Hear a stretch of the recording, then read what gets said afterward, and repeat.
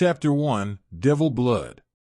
Young Naruto Namikaze, a boy with vibrant red hair, one blue eye and one green eye, was wandering the streets of Konohagakure no Sato for the 1000th time. Whenever his family got him down, he would always walk under the moon at night. His family were, well, they neglected him. It started out small, forgetting to take him places, and paying more attention to his brother and sister, Minma and Nozomi. But after a while, they seemed to have completely forgotten about him, odd considering that he was the one they should be keeping their eye on the most. Naruto was the Jinchuriki of the Kyuubi no Kitsune, a massive chakra beast of destruction in most people's eyes. To Naruto, he was the annoying sore loser. The fox was sleeping most of the time. I don't want to explain the Kyuubi attack again, so if you don't know what happened, look it up or read my other story's first chapters. The 8-year-old Naruto sighed as he stared up at the moon. When will I understand?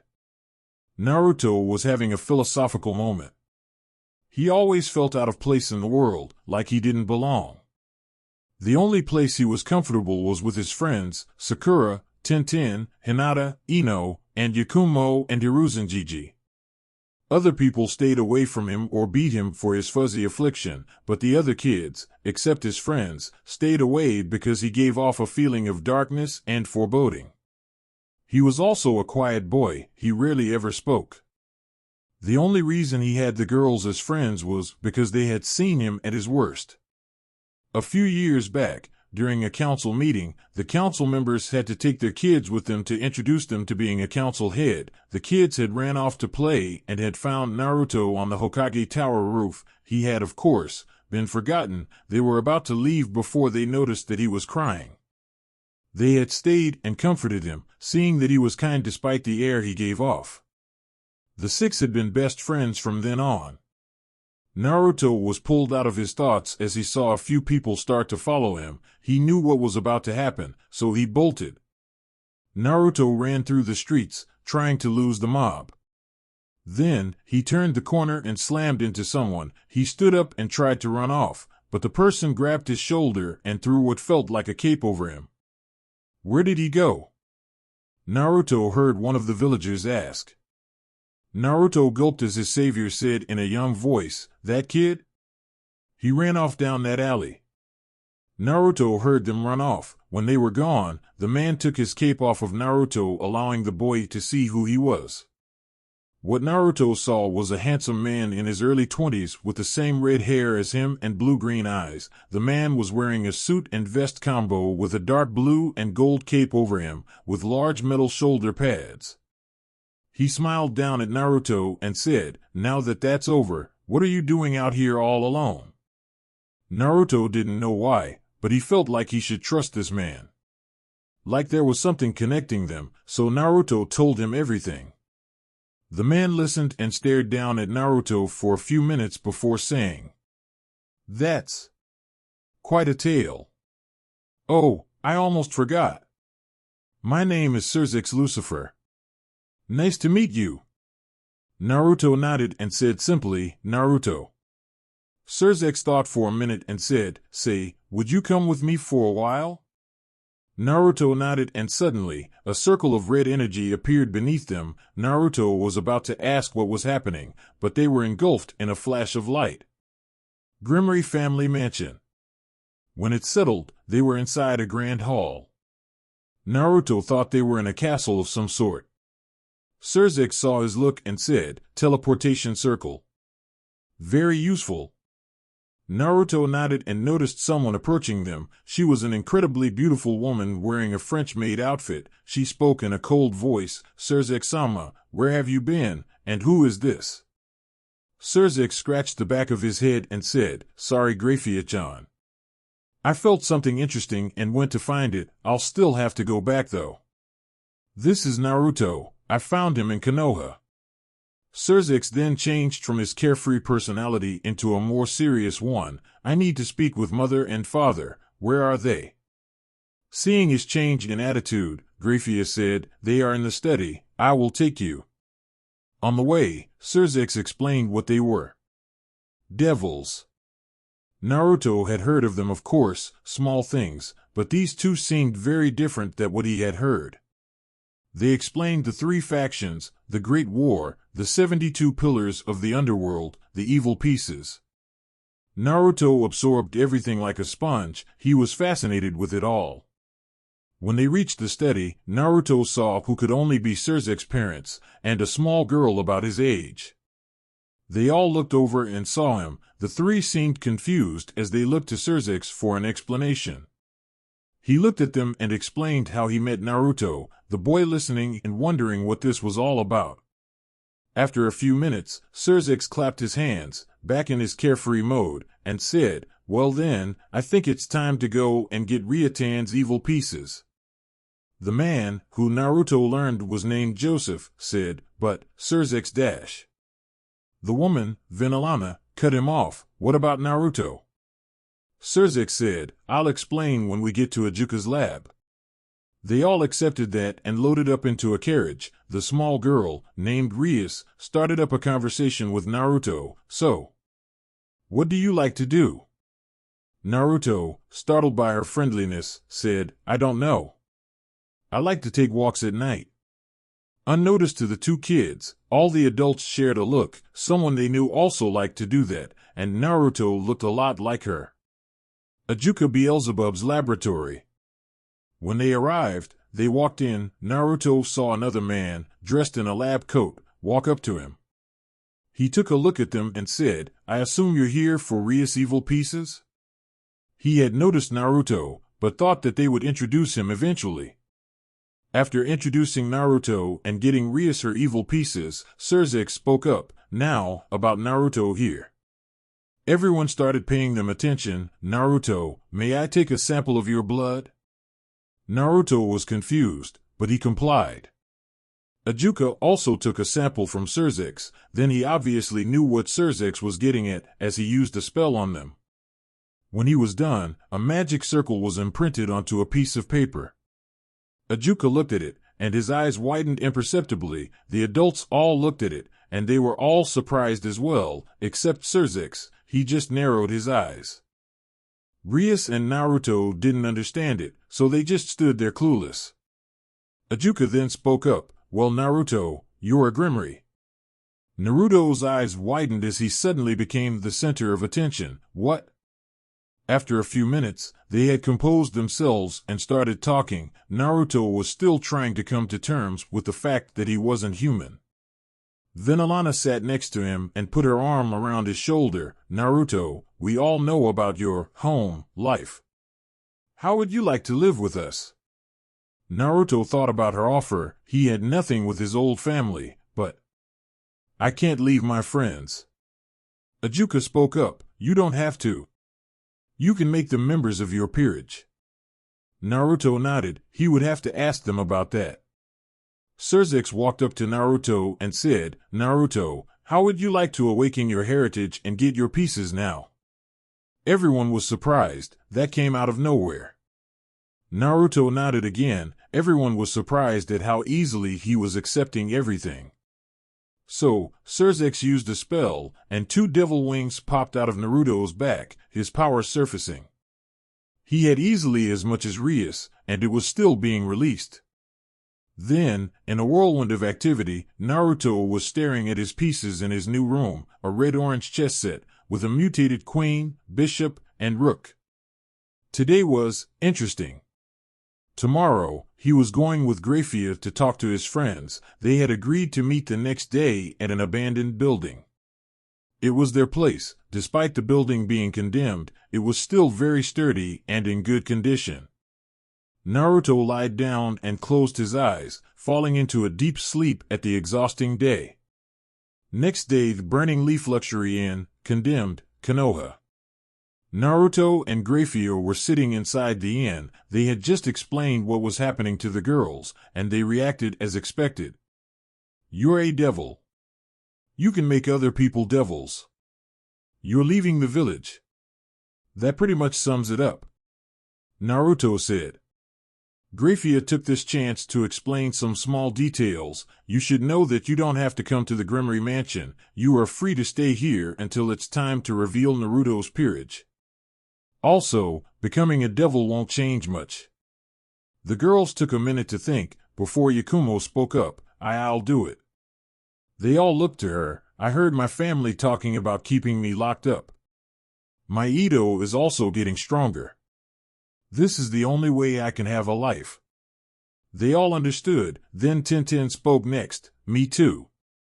I want a little excitement in my life. Hinata was next. Oh, okay. If it's F for you in Naruto-kun. Inoue and Sakura looked at each other and nodded. We'll do it too, they said. Naruto nodded and took out his pieces. Grafie, what pieces should I use? He wanted to get her help, since it was his first reincarnation.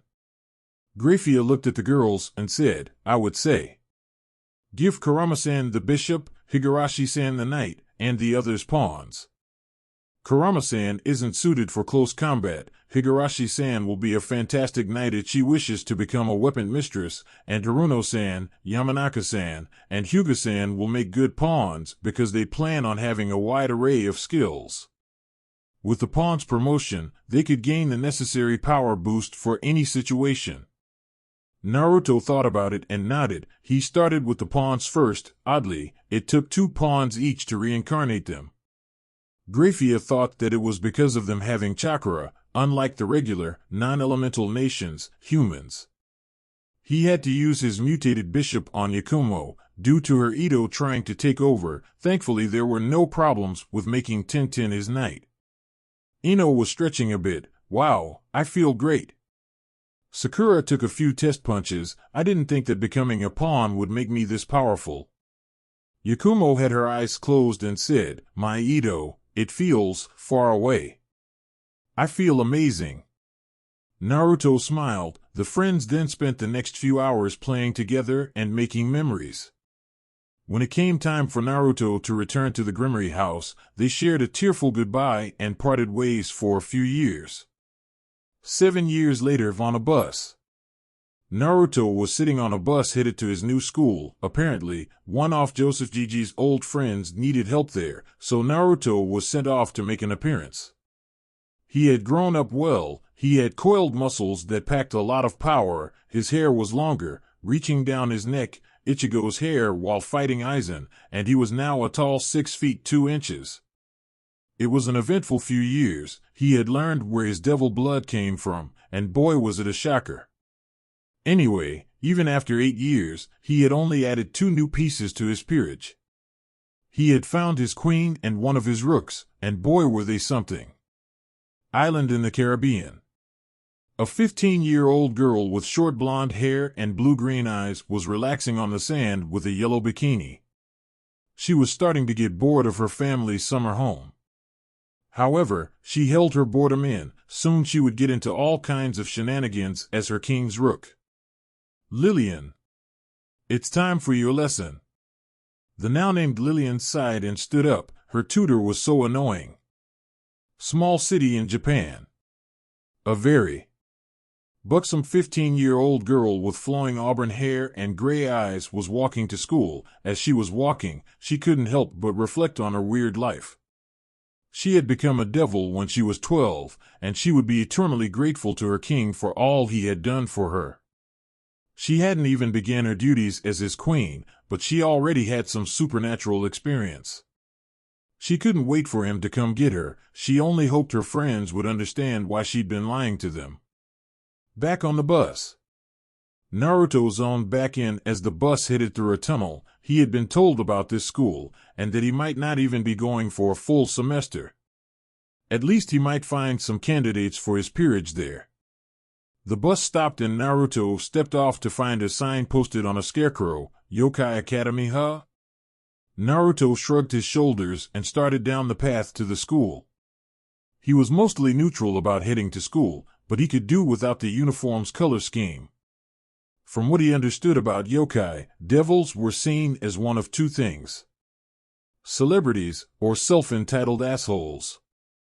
There were a few exceptions, vampires and yoko, for example. They generally saw devils as equals.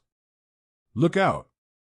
Naruto turned to see a pink-haired girl on a bike headed straight for him. He stepped to the side, hooked his hand around her waist as she went by, and held her as the bike kept going.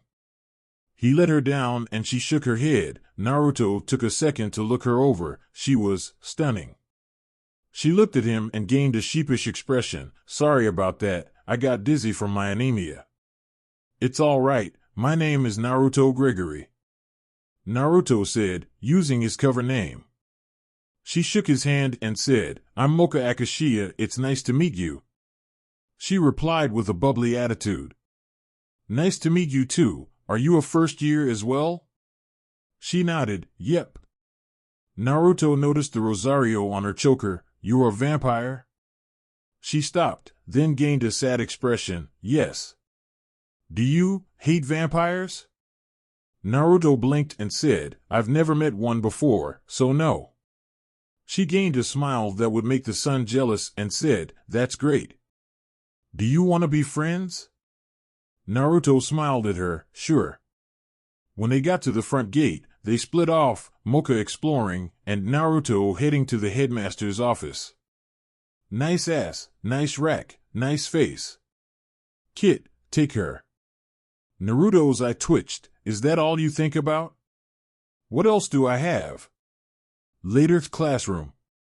Naruto was sitting in class, thinking about his meeting. Apparently the headmaster needed someone to take down the disciplinary squad.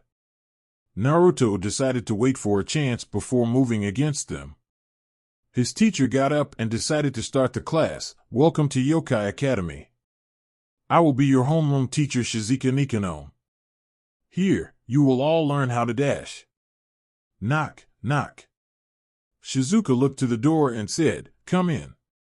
The door opened and Moka stepped in. She walked up to the teacher and said, I'm sorry, I got lost after the entrance ceremony. Shizuka smiled at her and said, that's all right, just introduce yourself. Moka nodded and said to the class, hello. My name is Moka Akashia. It's nice to meet you all. Naruto listened as the boys devolved into horny monkeys. It was as bad as the girls when he walked in and sat down. Moka also seemed uncomfortable as she looked around the classroom. She then spotted Naruto and her face lit up. Naruto. She yelled as she jumped at him. She ended up in his lap with her arms around his neck. We're in the same class. Isn't that great? After she got done, she sat down behind him. Naruto was smiling at her enthusiasm until he noticed everyone making comments about either him or Moka. Shizuka then decided to get everyone back on track, as I was saying. Here you will learn how to blend into human society. Then, one larger boy near Naruto said, Hey sensei, wouldn't it be better to kill the humans, or have some fun with the girls? Naruto narrowed his eyes at him. He decided to teach this kid a lesson after class. After class, Naruto was sitting with Moka outside. They had the whole rest of the day to hang out. They were enjoying their time together until that ass, Saizo, showed up. He walked up to them with a grin and said, Hello, you're Moka Akashia, right? What's a girl like you doing with a guy like this? He said as he lifted Naruto up by his shirt collar. Naruto only grabbed Saizo's wrist and channeled a little energy. Saizo backed off as his wrist felt like it was being boiled from the inside out. Naruto landed on his feet and said, Step off, asshole. I saw how you were looking at Moka. If you get within 10 feet of her outside of class, then I'll send you home in a full body cast. Got it? Saizo got up and growled as Naruto took Moka's arm and led her away. After a few minutes, the two friends went up on the roof. Moka looked over to her friend and said, Thank you, Naruto. I don't know what I'd have done if you weren't there. Naruto wondered what she meant until his eyes landed on her rosario. Right, rosaries seal off a vampire's power. Moka nodded, Yep. I caused problems when I wasn't sealed, so I have this to suppress my makes me feel just like a human. At this, her face became downtrodden. Naruto noticed and asked, What's wrong, Moka? She took a second before answering quietly, I hate humans. Naruto was surprised. but he let her speak. They would always make fun of me, and when I told them that I was a vampire, they all stayed away from me. Naruto stood there a minute before speaking. I might have hated them too. Moka looked surprised at this. I was persecuted by them as well. I would constantly be glared at and insulted. Sometimes I would get beat up. Moka was shocked at this, but I found a few that truly cared about me. They helped me through it. Humans naturally fear what they don't understand. But not all of them are bad. I truly love my friends. Moka looked down at the ground and said, "See, could I meet them sometime?" Naruto looked over and smiled, "Of course." That night, Moka was walking around at sunset, thinking about what Naruto had said. She had decided to give what he said a chance. She was about to head back to her dorm until... Aowa. Naruto jumped up from his training as he heard the scream. He was out in the woods honing his skills when he heard a girl scream that sounded like Moka. Naruto sprinted for where the scream came from, not even minding that he left his shirt in the clearing. When he arrived, he saw Saizo, as a giant orc, pinning Moka to a tree by a long tongue. Naruto's blood boiled as he let his wings free. He flew toward Saizo. He used a blade of pure magic to slice Saizo's tongue. Then he caught Moka in a princess-style carry and flew up above the trees. He hovered there as Saizo roared in pain. Moka looked up at him and said, "In Naruto?" Wadash. Naruto smiled at her and said, "Don't worry, Moka-chan, just let me handle this." He then stopped and floated down to the ground. When he reached it, he turned to Moka and said, "On second thought." He then grasped Moka's Rosario and pulled it off with a small click. Moka stared down at the chain in shock. It came off. She said before she was consumed in a pillar of black and red light. When it cleared, Moka was standing with crimson eyes and shining silver hair. Also, her assets had grown a bit. She looked at Saizo, who was now shaking in fear. "Well," she spoke in a sensual tone, "if you won't make the first move." She then disappeared and reappeared beside Saizo, already going for a roundhouse kick. "Know your place." Naruto winced as Saizo was sent flying into the distance. Naruto then watched as Moka walked toward him. She took the Rosario from him and said, "It's rare to see a devil out of the underworld." Naruto raised an eyebrow and said, "Yes. You did quite a number on Saizo." She smirked and replied, "He was weak. Unlike you." Naruto raised another eyebrow as Moka looked him over like a piece of meat. She then placed the Rosario back on and said, "Take care of the other Moka." She changed back to the pink-haired Moka and Naruto picked her up. He then found her room key and flew her there. It took some doing, but he managed to get in through the window. After dropping her off, he then went back to his own room and went to sleep. He was going to have an interesting time at this school. A few weeks later, Naruto was walking down the path to school. He still had an hour until class started. It had been a quick few weeks. The classes were remarkably easy compared to what Venonobachan put him through. Everyone thought that it was him who had defeated Saizo, probably because of his threat. He had also been challenged by a few guys. He had beat them without his devil powers. Another thing that was getting out of hand were the girls. Without knowing it, Naruto had become the most wanted boy on campus. Naruto-kun. Naruto turned around and saw Moka running up to him. He stopped and let her catch up. Speaking of Moka, she was surprised at his being a devil, but she accepted it easily enough. When she eventually caught up, they continued walking until they reached the gate. They split up. Moka needed to go study, while Naruto wanted to scout out the Disciplinary squad base. After watching the building for a while, he started walking back to class. On the way, he heard something. Please, someone help me." He looked over and saw a girl on the ground. He walked over to help her. As he got closer, he found that she was as beautiful as Moka, though her chest could rival, if not beat, Rias Queen Akino's. He helped her up and asked, "Are you okay?"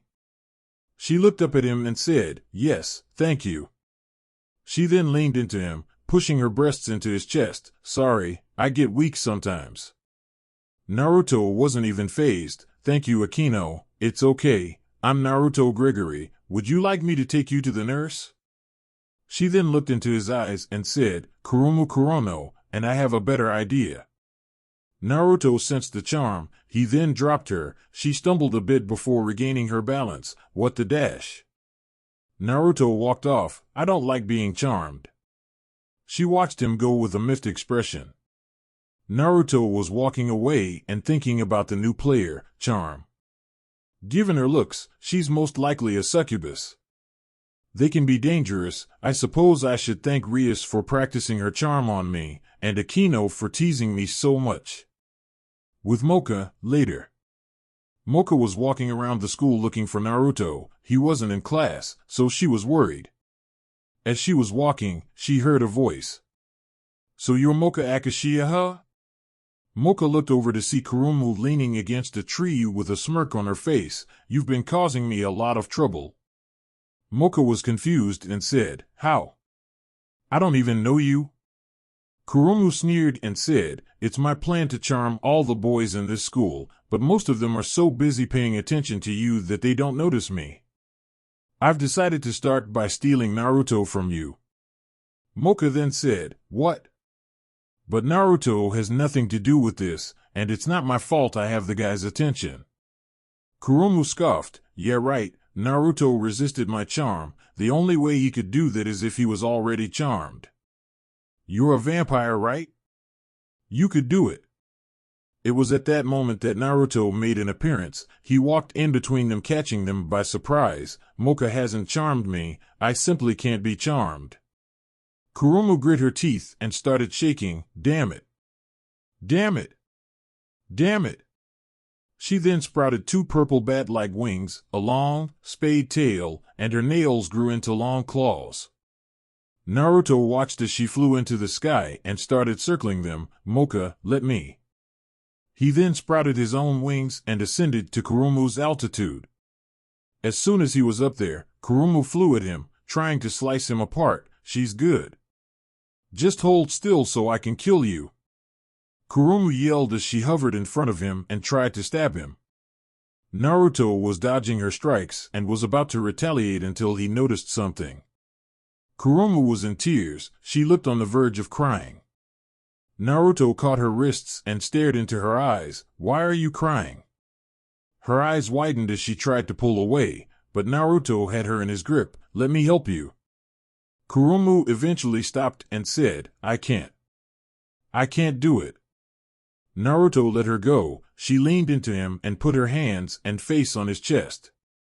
Naruto could feel her tears, but he let her continue. I can't charm all these boys. I can't take their eyes staring at me. Back home, all the other girls tease me because I'm innocent for a succubus. I always get picked on because I'm still a virgin. I just can't take it. This was my last chance to prove that I can be a real succubus, and I failed. Naruto put his arms around her and said, It doesn't matter. You shouldn't let them control you. She looked up at him. Be yourself. I can tell that you're really an amazing person. You just need to let your fears go. Be who you want to be, not what everyone expects you to be. Kurumu looked at Naruto in awe. He was the first one except her mother to completely accept her. She placed her head back on his chest. As they slowly descended, she felt. For an instant, their heartbeats were in complete sync. In that moment, she felt it. Her entire being was in mind-numbing ecstasy. She felt lightning traveling throughout her body. For a split second, nothing else was real, just her and Naruto. It vanished as quickly as it came. Moka was waiting for them on the ground. She had heard everything with her advanced hearing. When they got down, she spoke to Kurumu. I heard everything. If it means anything, I'd like to be friends. Kurumu, with great reluctance, separated from Naruto and smiled at Moka. I'd like that. A few days later with Naruto.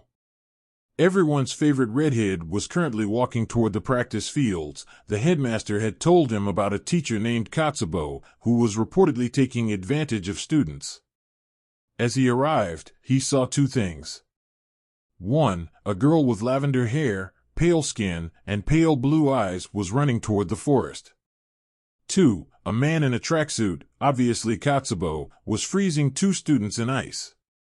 Naruto sneaked up to Katsubo and pulled out a recorder. Perfect, now all I have to do is frame Shirayuku and she'll fall right into my hands. She's so easy to manipulate. Naruto then left to find that girl. There was a good chance that she was the one Katsubo was after. After a few minutes, he saw her, staring out at the sea. He walked over and said, "Are you Shirayuki-san?" She looked at him, then nodded slowly.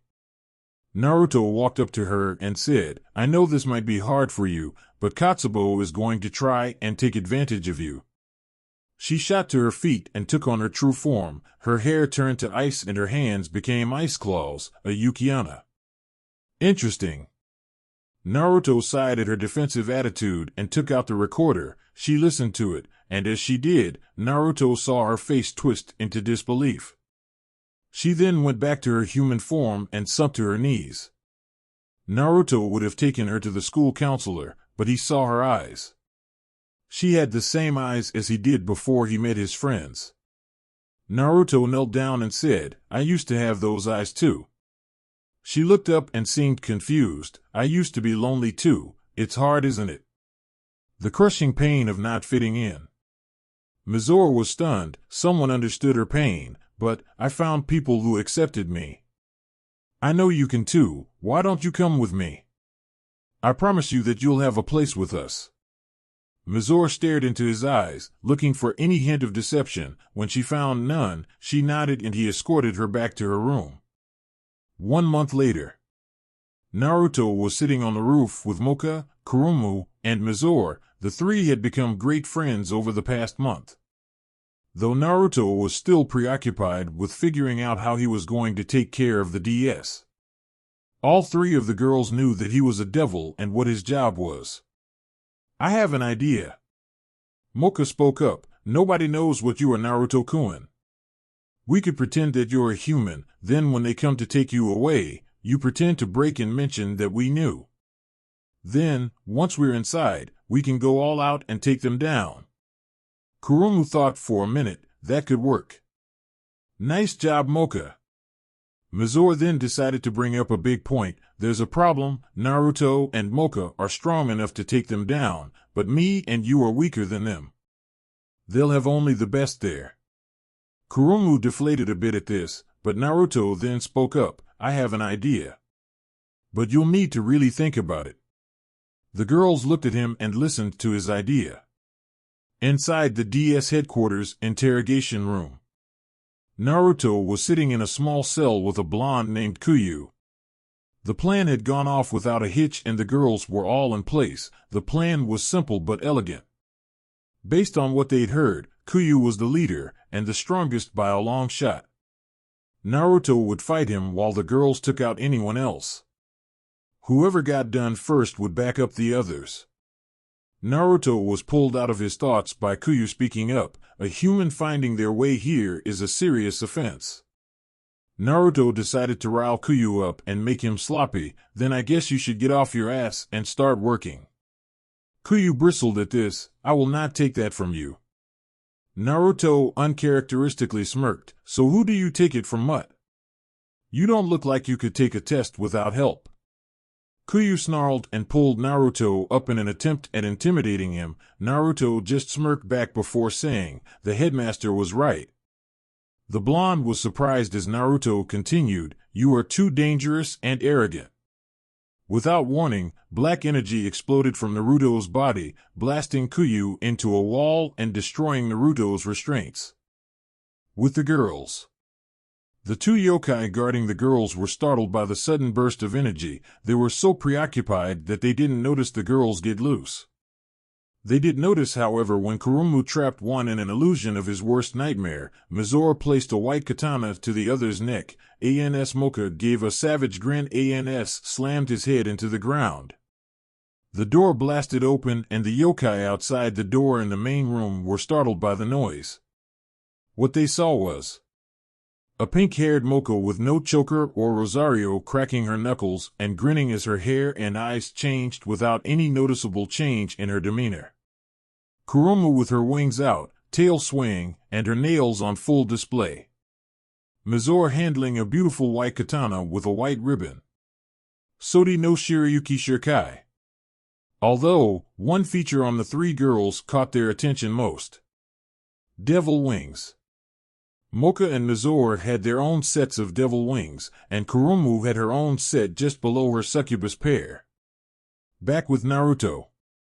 Naruto watched Kuyu pull himself out of the wall, his power of destruction, pod, swirling around him and his wings stretching. Kuyu was now in his Yoko form, glaring at Naruto with hate. The redhead only stayed back and said, "Allow me to reintroduce myself. My real name is Naruto Grimmery, devil of the Grimmery family." Kuyu snarled and said, "So what if you are a devil? I'll still turn you to ash." Naruto dodged the jets of fire that Kuyu was sending at him. He fired his own spheres of destruction at the fox, with Kuyu also dodging. Kuyu, however, was not stupid. He could see that while he was struggling, Naruto wasn't breaking a sweat. He decided not to play around and get serious. He switched into his hybrid form, a new blast of energy. Naruto narrowed his eyes. This was getting dangerous. If Kuyu continued, then he could injure innocent people. Naruto needed to end this quickly. He recognized Kuyu's type. Kuyu was just like Razor Phoenix, both arrogant and thinking that their natural skills would get them through all their battles. Naruto decided to knock the fox down a few pegs. He landed and started walking toward Kuyu with a straight face. Kuyu fired countless balls of blue fire at him, but Naruto's power swallowed it all. This is what was most dangerous about the power of destruction. It consumed all in its path. It was the true essence of destruction itself, and like true destruction, it couldn't be denied. Naruto eventually made it to Kuyu. He was on his last legs from expending all his energy trying to his Naruto. The devil held his hand away from Kuyu's chest by a few inches. Seishin Okawa Sumano, he thrust his hand forward a small bit and Yuki shot from Kuyu like a fire hose. After it was done, Kuyu fell, unable to muster the energy to stay conscious. Naruto's technique took the pod to new levels. He had just destroyed Kuyu's energy. It was then that the girls showed up, looking only a bit tired. Naruto looked at them and said, "Well, that worked." Konoha. Vinalana Grimmery was walking through a street in the clan district of Konoha.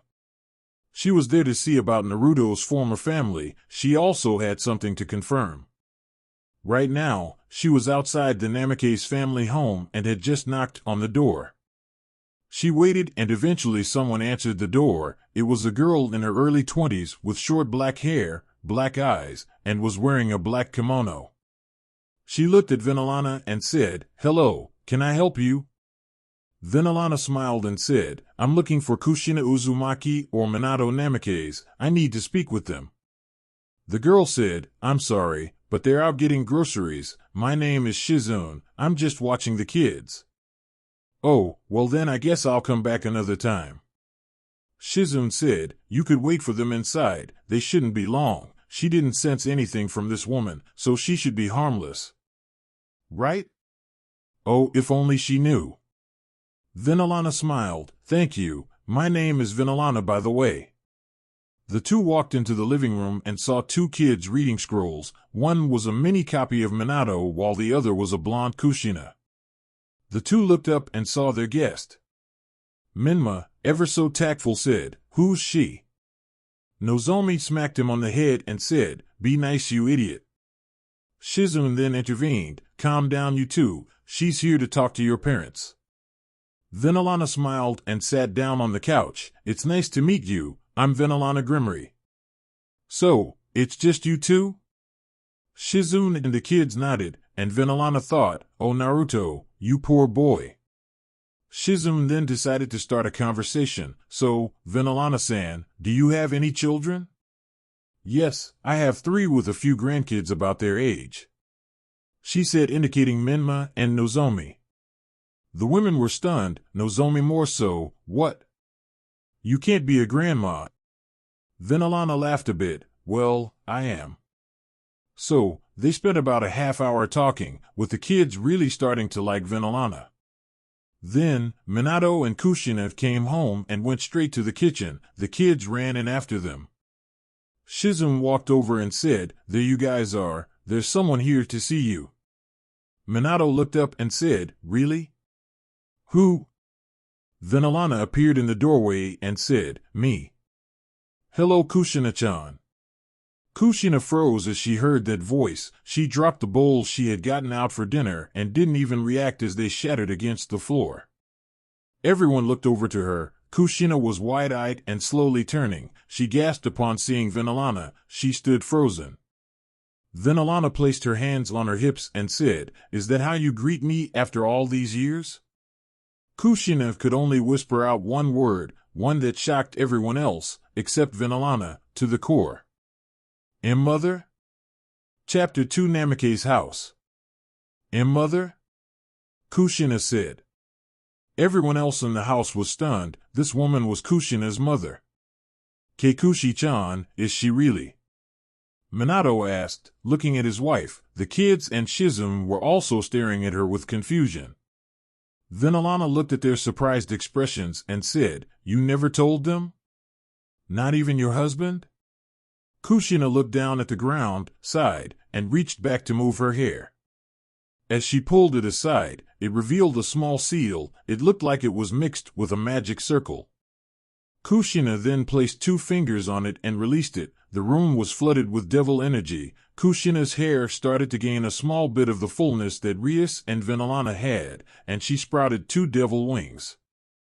"What the hell?" Minma yelled. "What's going on?" Nozomi said, getting scared. Kushina looked at her kids and husband. She said, "I'm so sorry I never told you about this. I was just so afraid that you'd think I was a monster." Minato looked into her eyes and saw that she was still the woman he loved. He went over and wrapped her in a hug. The kids also went over and joined in the moment. It was then that Vinalana decided to interrupt. "Now then, time to get down to business. Kushina-chan, you had best tell them why you left the underworld." Kushina nodded and led everyone back to the living room. Shizune, however, left to give the family some space. When they all got sat down, she explained that she was a devil, the middle child of the Gremory household. She also gave a bit of background. The Great was, 3 factions and all that good stuff. Then came the reason she fled the underworld. "It was a few weeks before I came to Konoha. The Devil High Council had decided to ensure that none of the old Satan faction could escape, so they decided to make me the jailer. My chains could suppress demonic energy, so they wanted me to stay down there for all eternity to guard them. Even if they let me out, it would only to become someone's trophy wife. I was scared. I didn't want to stay down in the dark, never getting to see the light of day again. I wanted to live, to fall in love, to see the world.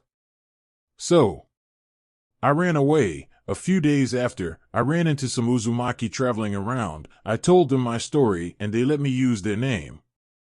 I was so scared of being found that I got a seal to suppress my devil nature, and it made me subconsciously avoid anything devil-related. After Yuzu was destroyed, I came here."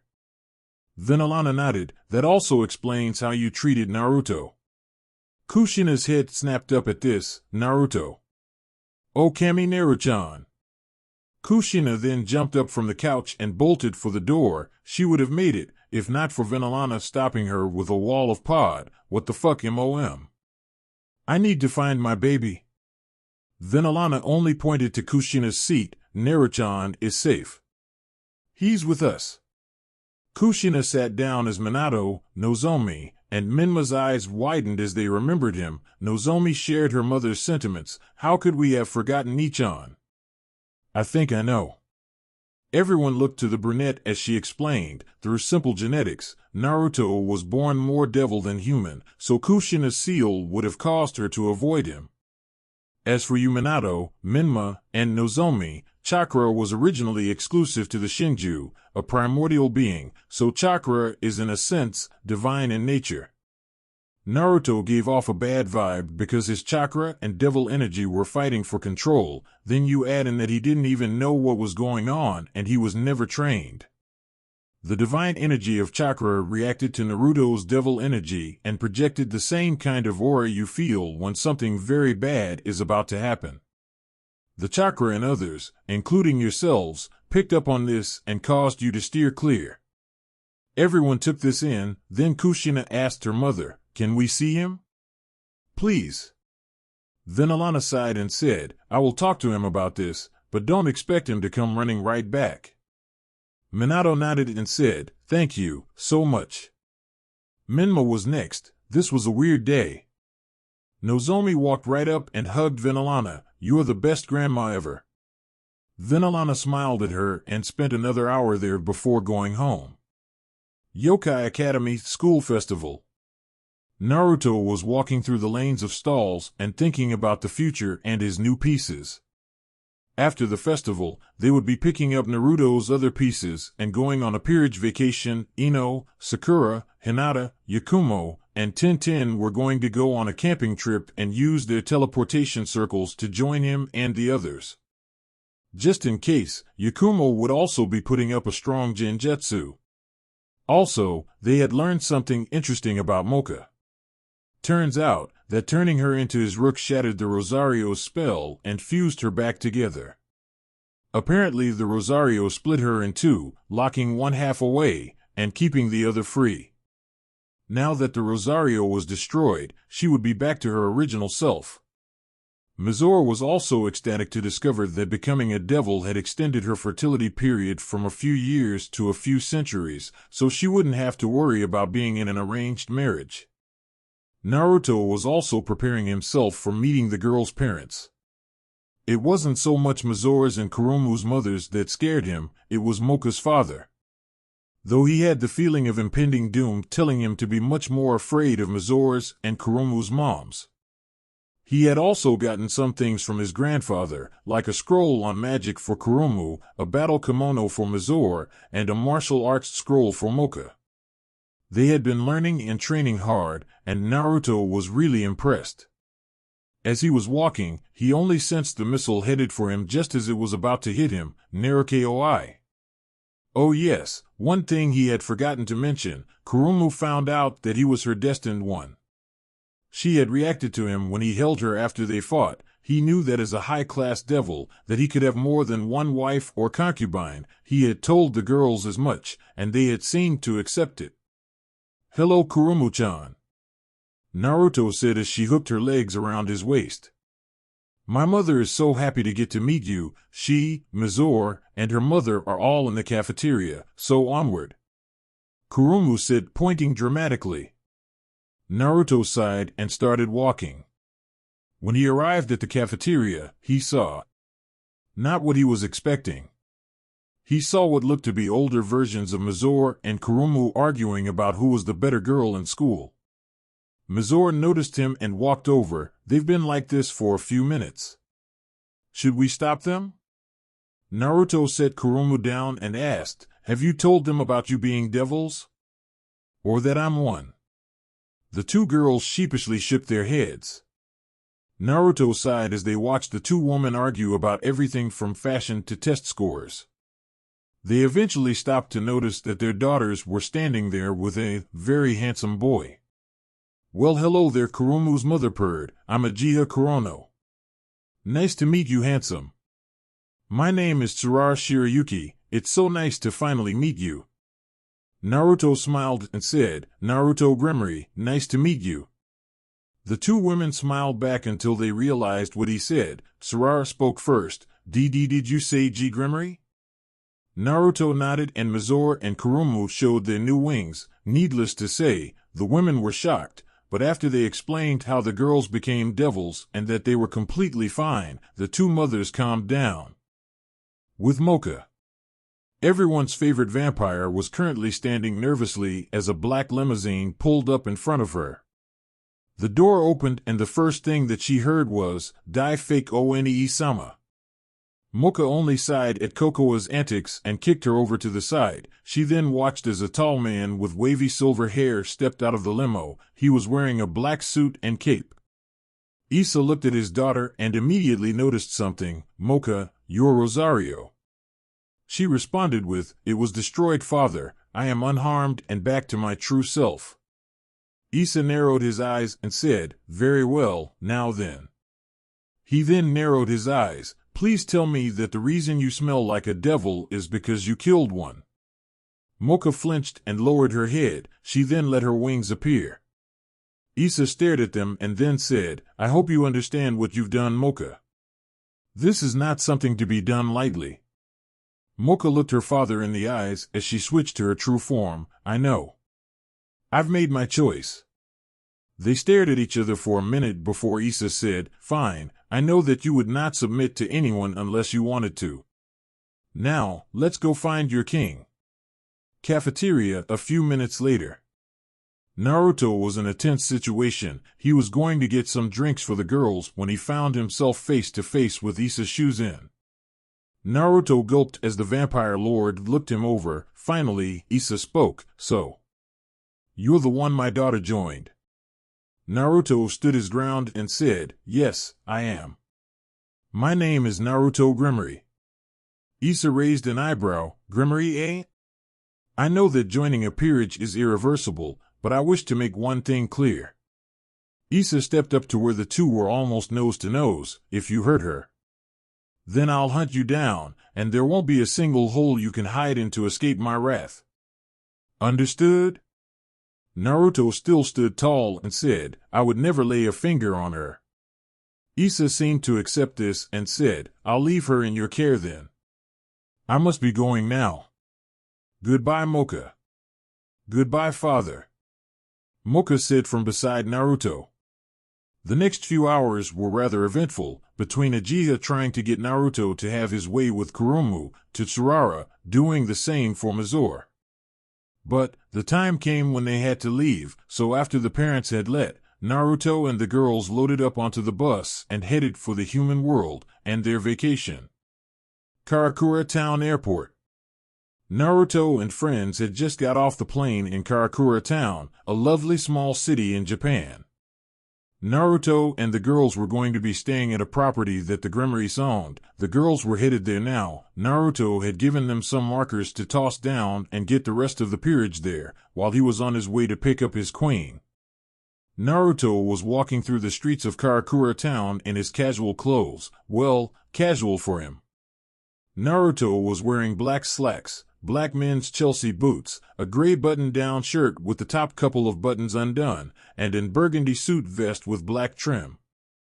As he was walking, he sighed as people started snapping pictures of him and whispering, most devils had covers in the human world. Naruto had won as Naruto Gremory, the greatest actor of the century.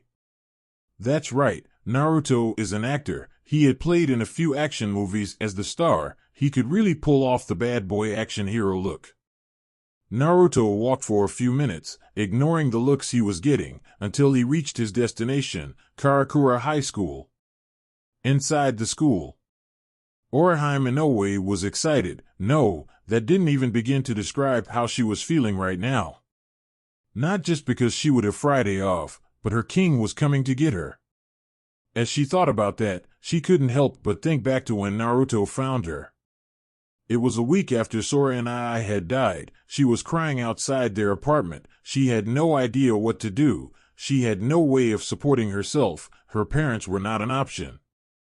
She and Sora were born to a drunken father and a prostitute mother who argued a lot and beat the two of them. As soon as Sora was 18, he took Orihime and ran away. I'm not making this up. If you didn't know, this is actual Bleach canon. She was crying until he appeared. Naruto was standing over her and asking what was wrong. Orihime didn't know why, but she needed someone, anyone, to confide in. She told him her story, and Naruto was both impressed that she could stay sane after all that, and sad for all that had happened to her. So, he offered her a place in his peerage as his queen. She had accepted, but chose to stay in Karakura Town until it was time, so she could be close to her brother.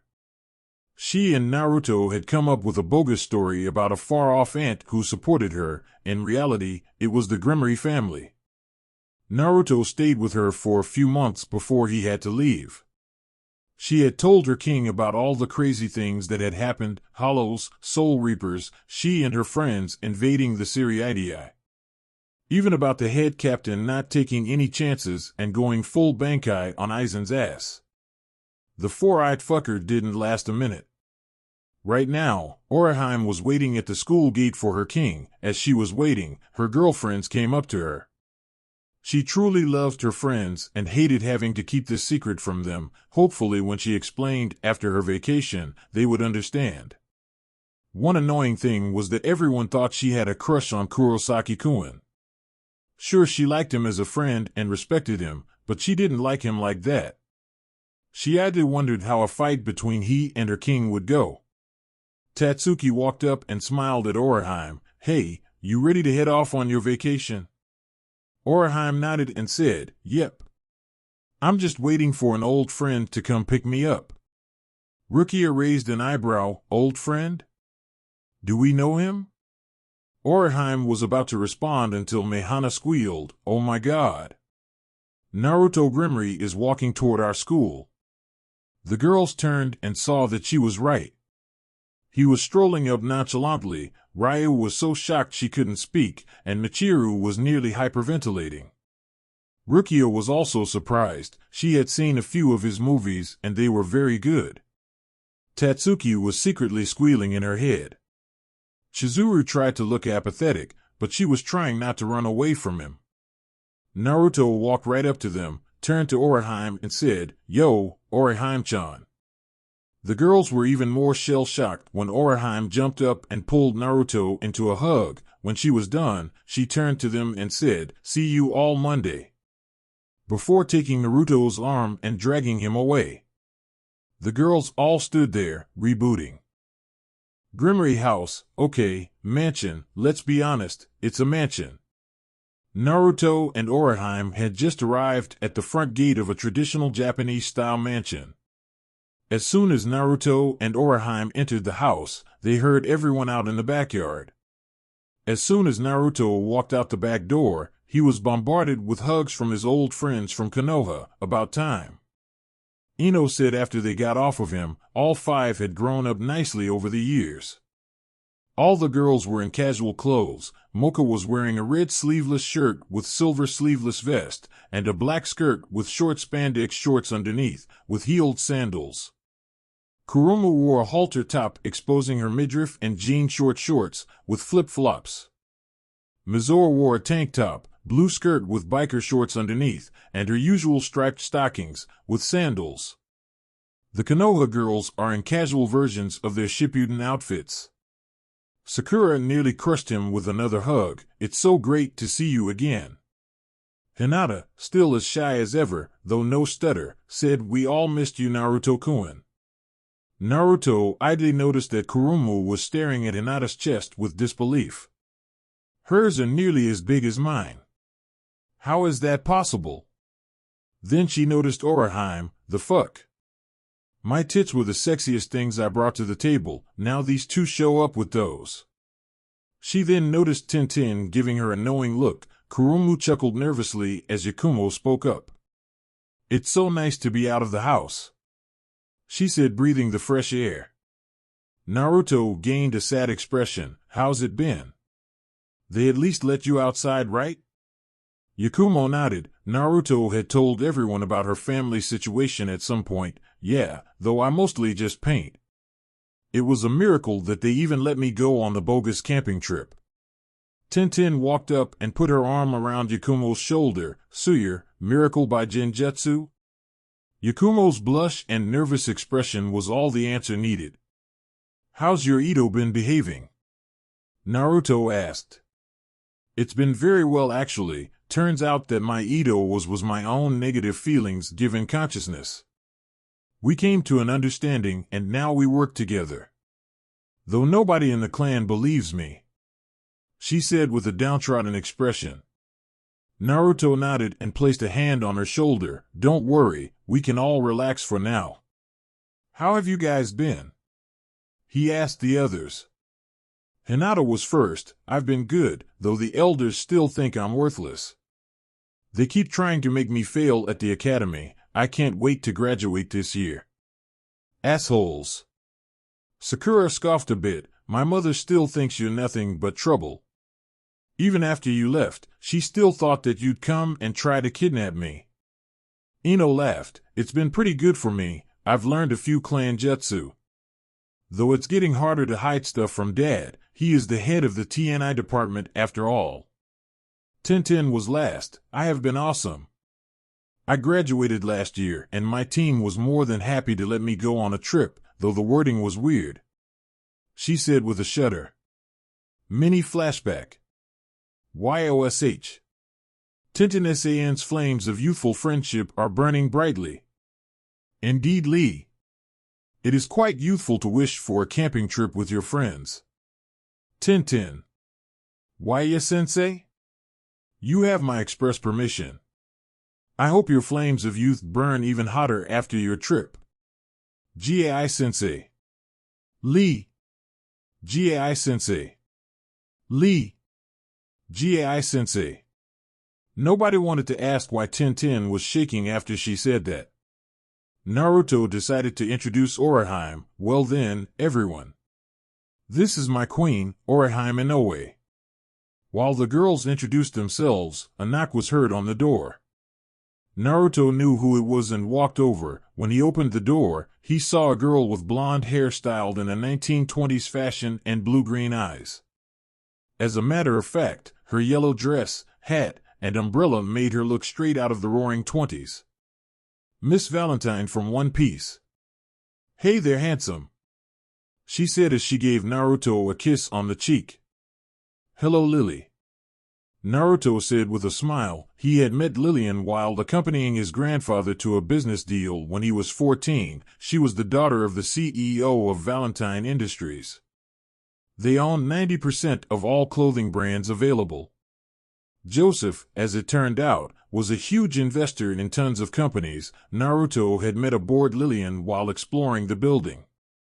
She wanted some excitement in her life. She wanted to live the highest life possible. Naruto had given her the choice to join his peerage for 2 reasons. 1, she had the makings of a fantastic tactician, and 2, she had a sacred gear. Her gear was no Longinus, but it was very rare and powerful, while simple. She possessed density distortion, and could change her body's weight. She could look light as a feather, but weigh over 10,000 pounds. Likewise, she could make herself so light that she could float away in a breeze. Naruto then let her in and introduced her to the rest of the peerage. Ladies, this is Lillian Valentine, my other rook. Lily gave then a smile and said, hello there. Naruto then said to all of them, now that everyone's here, I think we should do a little training. Kurumu slumped and said, what? This is supposed to be a vacation. Mizore flicked her head and said, he must have a good reason. You want us to see how everyone fights, right? Moka asked with a small smirk. Naruto nodded and said, correct, now follow me please. Downtown Karakura. The group attracted some stares along the way. 10 extremely attractive girls and a movie star walking down the street would definitely turn some heads. Eventually, they arrived at their destination. Moka was confused. Urahara Shoten? Naruto smiled at her and walked in. They followed him to see that he was talking to a blond man with a bucket hat, cane, and green kimono. Well, it's been a long time, Naruto. The man said while covering his face with a fan. Yes, it has, Urahara-sensei. I was wondering if we could use your training room. Naruto had been brought to this place by Sirzechs before he met Orihime. Kisuke had trained Naruto for a week. By training, Kisuke ran around trying to slice Naruto in half. Kisuke smiled and walked back into the shop. Of course. I don't need it right now. Thank you. As Naruto took the girls back, he noticed their looks. That was Kisuke Urahara. He helped train me for a while. Believe me when I say that his training room is one of the best around. When they emerged, the girls, except Orihime, were stunned. You know what it looks like. If not, then look it up. Here's what we're going to do. You all know how I fight, but some of you, I haven't seen fight in years. So, we're going to have a few fights. Orihime will fight me, Kurumu will fight Yakumo, Mizore against Tintin, Lily against Moka, and Hinata, Inoue, and Sakura in a three-way match. Sound good? The girls all nodded and made space for Naruto and Orihime, but before they started, Naruto spoke to Orihime. It's time to activate your piece. What do you mean, wasn't it always active? Mizore asked. Naruto shook his head. No, Karakura Town is the central hub for the Seriatii, so we decided to give Orihime the piece, but not activate it. You ready, Orihime? Orihime nodded and braced herself as Naruto snapped his fingers. She gasped as new power flooded her being. Suddenly, her devil instincts caused her to feel some repressed emotions. Her rage towards her parents. Her frustration at being treated like a glass statue. All of those feelings were brought to the surface as her power emerged. Naruto gave her a second to regain her bearings. You okay? Orihime looked up and said, yes. Better than ever. Naruto nodded and said, all right then, remember, this is just a practice session to see what you have. Start. Couldnt Zanshuin. Naruto was forced to dodge as a small red blade streaked by his side. He was about to counterattack when it completely changed direction and kept coming for him. He noticed that the blade was slicing the very air in its path. It was dangerous. He block-dodged once more and sent a wave of destruction at Orihime. She brought a hand up and said, Santen Keshin. A triangle-shaped shield made of red energy appeared and blocked the shot. Naruto was about to counter when he felt the small blade pressed into his back. He looked at a smiling Orihime and said, well done. She dropped her techniques and started bouncing around with excitement. That was amazing. Even though you could have beaten me in a real fight. I was like POW. Then Tsubaki was all like whoosh. I've never fought like that before. Naruto smiled at her enthusiasm. He knew that becoming a devil would change some things about her, but he was glad that she was still the same Orihime.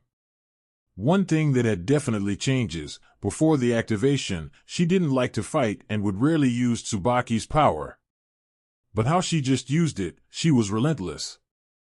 Kurumu and Yakumo went down next. Yakumo took out a special book-sized canvas and paintbrush. They were both enchanted. The canvas could clear off anything drawn on it with a thought, and the brush would change colors at will and never run dry. The two stared until Naruto started the match. Yakumo started painting as Kurumu gathered her magic. The stuff she had learned was a type of magic given to Graphia by an old succubus friend. It was a type of magic that was designed to be incredibly beautiful. That was, the opponent wouldn't know if the pain was real or an illusion. The magic style also relied on Kurumu being slow, methodical, and relaxed in her movements to further confuse the enemy. Kurumu channeled energy into the painting and watched as Kurumu doubled over in pain. The painting was of a huge fist punching Kurumu in the gut. Kurumu looked in Yakumo's eyes and tried to catch her in an illusion, but Yakumo only smirked. Kurumu narrowed her eyes and stood up. She then was swallowed in blue and pink butterflies. When it cleared, she was nowhere to be found. Yakumo was trying to find her when a swarm of butterflies flew in front of her. She tried to get out, but they all popped in an explosion of energy. Kurumu, sitting on top of a rock spire, gently pushed off and glided down to the ground. Yakumo pushed herself off of the ground and picked up her brush. She then painted one last picture. Kurumu, seeing this, flew in to stop her, but as soon as she got there, Yakumo disappeared and Kurumu found herself locked in a cage. She looked over to see Yakumo with a kunai placed at her neck. That's it. Naruto said, stopping the fight. That was really good. Yakumo, you can make solid objects? She shrugged and said, not really, but I can make people think that they're solid. Naruto nodded with a smile and said, you were good too, Kurumu. You were really coming along. Kurumu blushed and walked back to the peanut gallery. Next is Mizore and Tintin. Said girls walked out and drew their swords. Tintin had decided to start with a Chinese-style sword. Naruto started the fight and the two rushed forward, trading blow after blow with their swords. Not many people knew, but Mizore's mother had taught her swordsmanship from a young age. The two kept at it until Mizore switched up her style. She switched into her true form, holding the sword one-handed, pointing down to the ground, and her other clawed hand poised to strike. Tintin made a magic circle and pulled out two swords that looked like oversized butcher's knives. The two then clashed again in a battle so fast that most of the girls had to struggle to keep up with it. It looked even until Tintin slid on some ice on the ground. Mizore took advantage and froze Tintin up to her shoulders in ice. Naruto called the match after Mizore placed her sword at Tintin's neck. Moka and Lily took their places to start. When Naruto started the match, Moka shot forward. However, Lily jumped away. When Moka looked up to find her, Lily was gone. Then as Moka looked back on the ground, something fell from the ceiling fast enough to split the air. 5,000-pound press. Moka put her arms up to defend herself, but she winced a bit as Lily slammed into her. Lily then swung one arm out and swung it back down. 1,000-pound slap hammer. Moka was hit with the slam and was sent flying through some pillars. Lily floated toward the crater and was about to float off, but Moka grabbed her ankle and started swinging her around. Lily tried to add more weight to make herself too heavy, but she didn't take Moka's strength into account. When Moka let go, she didn't just let go. She slammed Lily down into the ground hard enough to make a lily-shaped crater in the ground. Naruto's sweat dropped. I think that's good. Lastly was Inoue, Sakura, and Hinata. They took their places and waited for Naruto's call. When he started the match, the girls wasted no time in charging. They winded up in a free-for-all, taking shots at whoever was open. Though it soon became clear that Hinata had the advantage when it came to a close-quarters fight. Inoue was then pushed back by a palm from Hinata. Sakura managed to get Hinata into a hold, though that was short-lived as Inoue ran up and kicked the both of them onto the ground. Sakura grabbed Inoue's foot and actually used her as a hammer to knock Hinata away. Then she threw Inoue into a wall. They all wound up one final hit before sprinting straight at each other. When they reached the center, they all punched. Sakura punched Inoue, who punched Hinata, who punched Sakura. All three were knocked on their asses. Naruto decided to call it then. Grimmery Mansion Hot Springs. Naruto sighed as he sat down in the hot water. He always enjoyed soaking in a hot spring. He was leaning against the wall separating his and the girl's side. Naruto suddenly heard Orihime's voice from the other side. Naruto-kun, I didn't know that you knew Urahara-san. Naruto answered back, sorry about not telling you. It just slipped my mind. It's all right, it was just a surprise. Something then popped into Lily's head. Naruto-kun, what are we doing tomorrow? Naruto thought for a minute and said, I thought that we could hand around the house and relax, maybe go shopping for swimsuits so we can head to the beach the day after. There's a resort and private beach there that the family owns. We could stay there for a day. Let it be known that the Grimmery family had something for every occasion. The girls were all for this, though some of them were thinking more about Naruto's reaction to their swimsuits. After a few more minutes of soaking, Naruto got out, said goodnight to the girls, and headed to his room. When he arrived, he saw that the bed was massive. It could fit at least 15 people, and it had entirely too many pillows and blankets. Nevertheless, Naruto crawled in and went to sleep. The next morning, Naruto woke up, and the first thing he realized was, something's wrong. Yet it feels so heavenly. Naruto considered going back to sleep, but once he was awake, he'd never be able to get back, so he sat up and realized the situation. All 10 of them.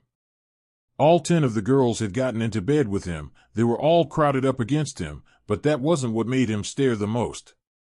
Let me put it this way. The most conservative sleepwear on the bed was Hinata's nearly see-through lace nightie. Naruto blushed and slowly got out of bed. He then went downstairs and started on making breakfast. He decided to cook because he liked to. Most of the girls didn't know how to cook anyway. That and he was afraid to let Orihime do it. I love Orihime, but her cooking can be a bit much for new people. Naruto thought as he cooked. He didn't even notice the implications of his word choicing. While he cooked, the girls started to come into the dining room and sit down. They all greeted him and started chatting about things, mostly what kinds of swimsuits they were going to buy. Once everyone was sat down, Naruto brought in huge platefuls of eggs, bacon, waffles, and all kinds of food. Everyone enjoyed the relaxed atmosphere, though everyone except Naruto couldn't help but stare as Orihime covered her eggs and bacon with mustard, having her usual bubbly smile on her face. There was also Mizore covering her food with frost and munching away. After everyone was done, they all went up and changed into their casuals. They met at the front gate for their shopping trip and started walking to the mall.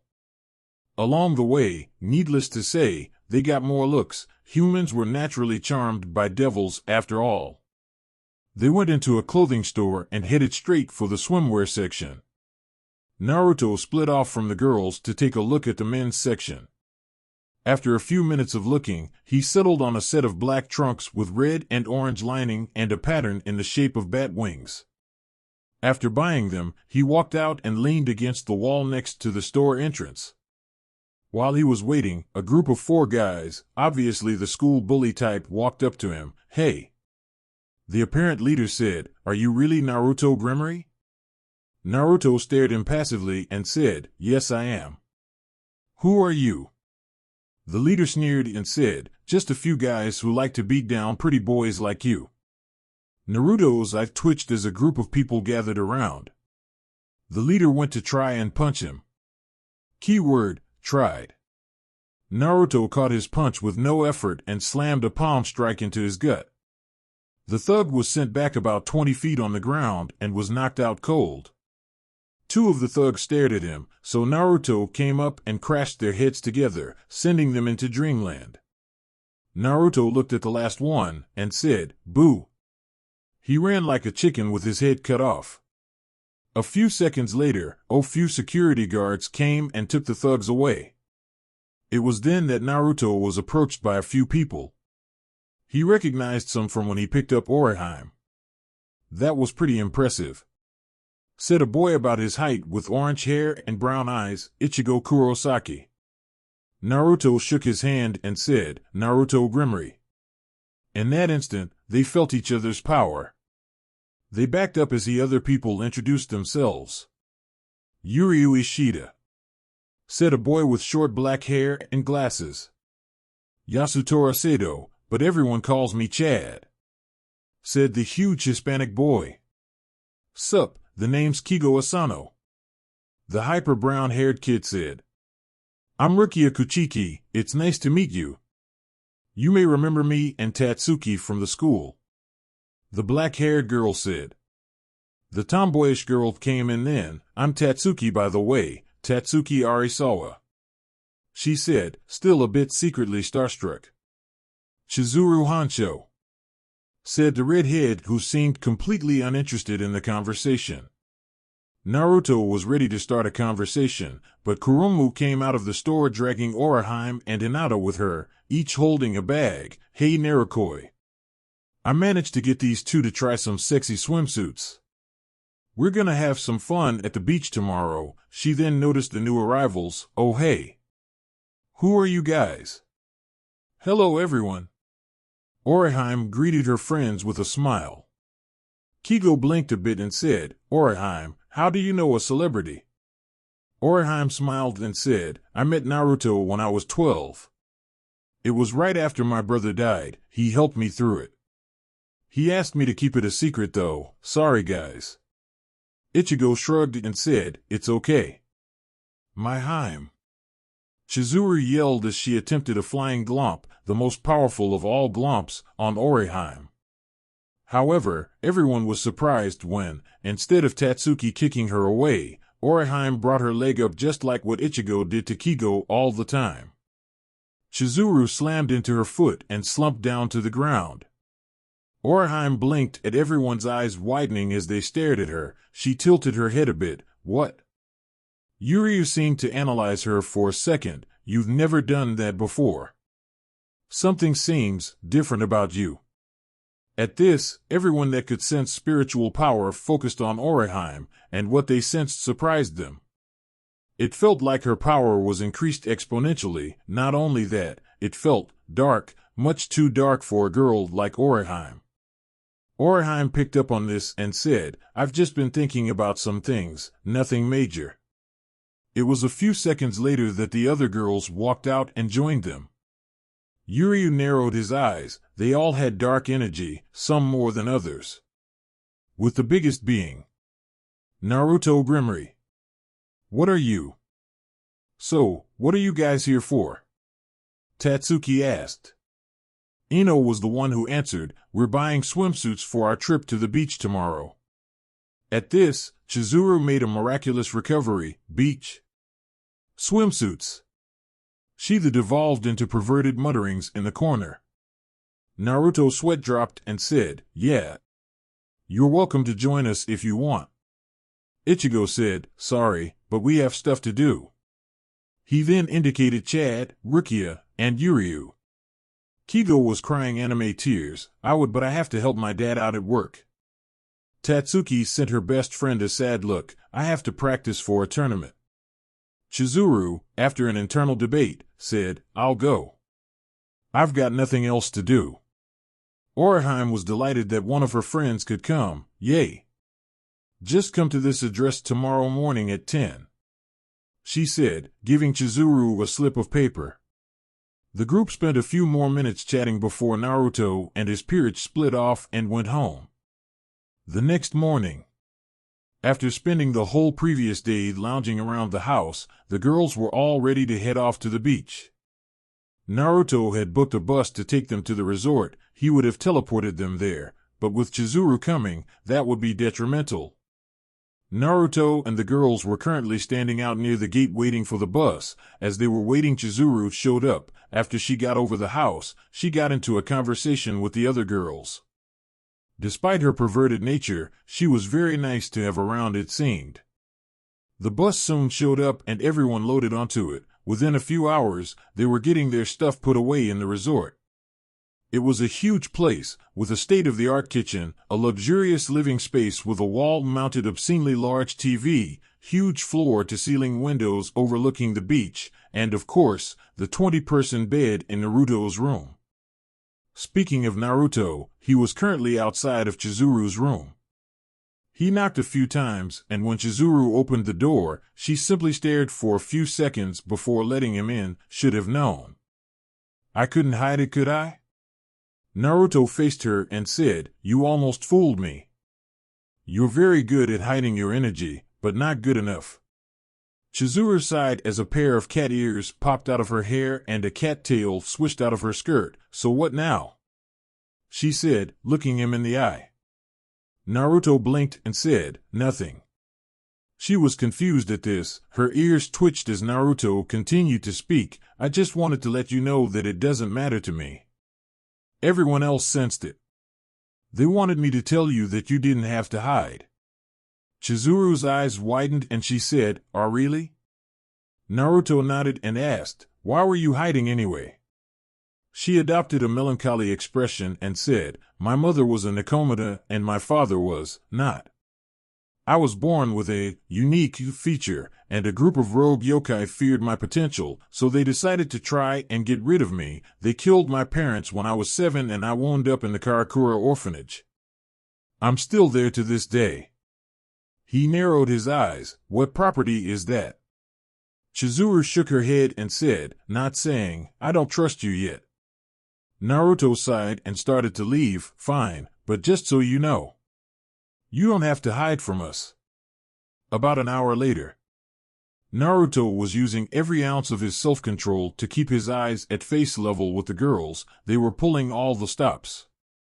Hinata wore a black bikini with blue flames on it, Inoue wore a powder blue one-piece that barely covered her top and had a hole in the bottoms just above her happy place. Sakura wore a one-piece with sakura blossoms all over and an exposed belly. Tintin was in a green bikini that looked tied together. Yakumo was wearing a pink one-piece with an attached skirt.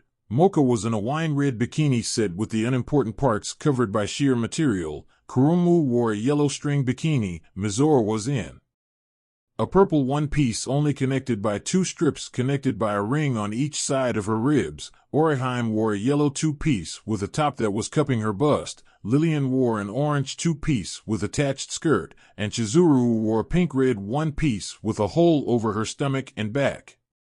Lastly, Naruto was in the trunks he bought. Naruto decided to start by relaxing on the sand. As he was lounging and soaking up the sun, he marveled at how powerful the evil pieces were. Normally, devils would be weakened and uncomfortable in the sun, but each evil piece set had a special side effect depending on the king. Sona's would become naturally good at controlling magic, Rias would become as close as family, and Naruto's gave his peerage a bit of his healing factor. It wasn't like they would regrow an arm in seconds like he could, but the sun no longer bothered them. Moka also didn't have to worry about water. Though he was starting to have trouble with relaxing, Kurumu and Inoue were making no attempt to hide their attempted seduction. They were walking over and leaning down to talk to him, making sure that their assets were on full display. Even though the other girls weren't trying to, they also had the same effect. It was getting a bit hard for Naruto to control himself. What? He was still a red-blooded guy. Hey kid, sorry I've been napping so much lately. I just hello. What is this sanctuary of jiggling flesh and the dreams of men? Kid, what the fuck have you been doing while I was asleep?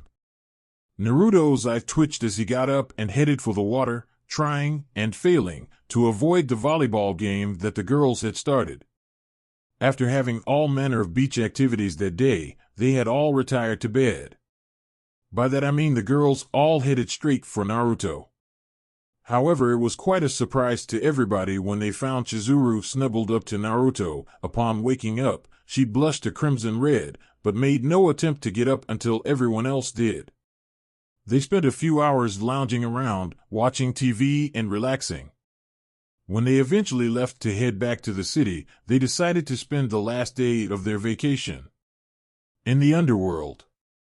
But before that, Naruto gained his last peerage member. Naruto was standing on the deck with Chizuru. She had asked him to follow her out there. For what, he didn't know. You asked me what my unique feature is. Are you still interested? She asked with a nervous expression. Naruto nodded and allowed her to speak. When I said that my father wasn't an automata, he wasn't human either. He was a werewolf. As she said this, one of her ears changed to a dog ear, and a fluffy dog tail sprouted from her tailbone right next to her cat tail. Naruto blinked. Well, that was unexpected. I thought they hated each other, Nakomata and werewolves, I mean. Chizuru shrugged and said, what can I say? They were in love. I guess that those rogue yokai thought I was a bad omen. As a matter of fact, they're still after me. Naruto thought for a minute and said, I can help with that. If you join my peerage, I can protect you. He then took out his last two pawns. Chizuru blinked and said, are you sure you want me?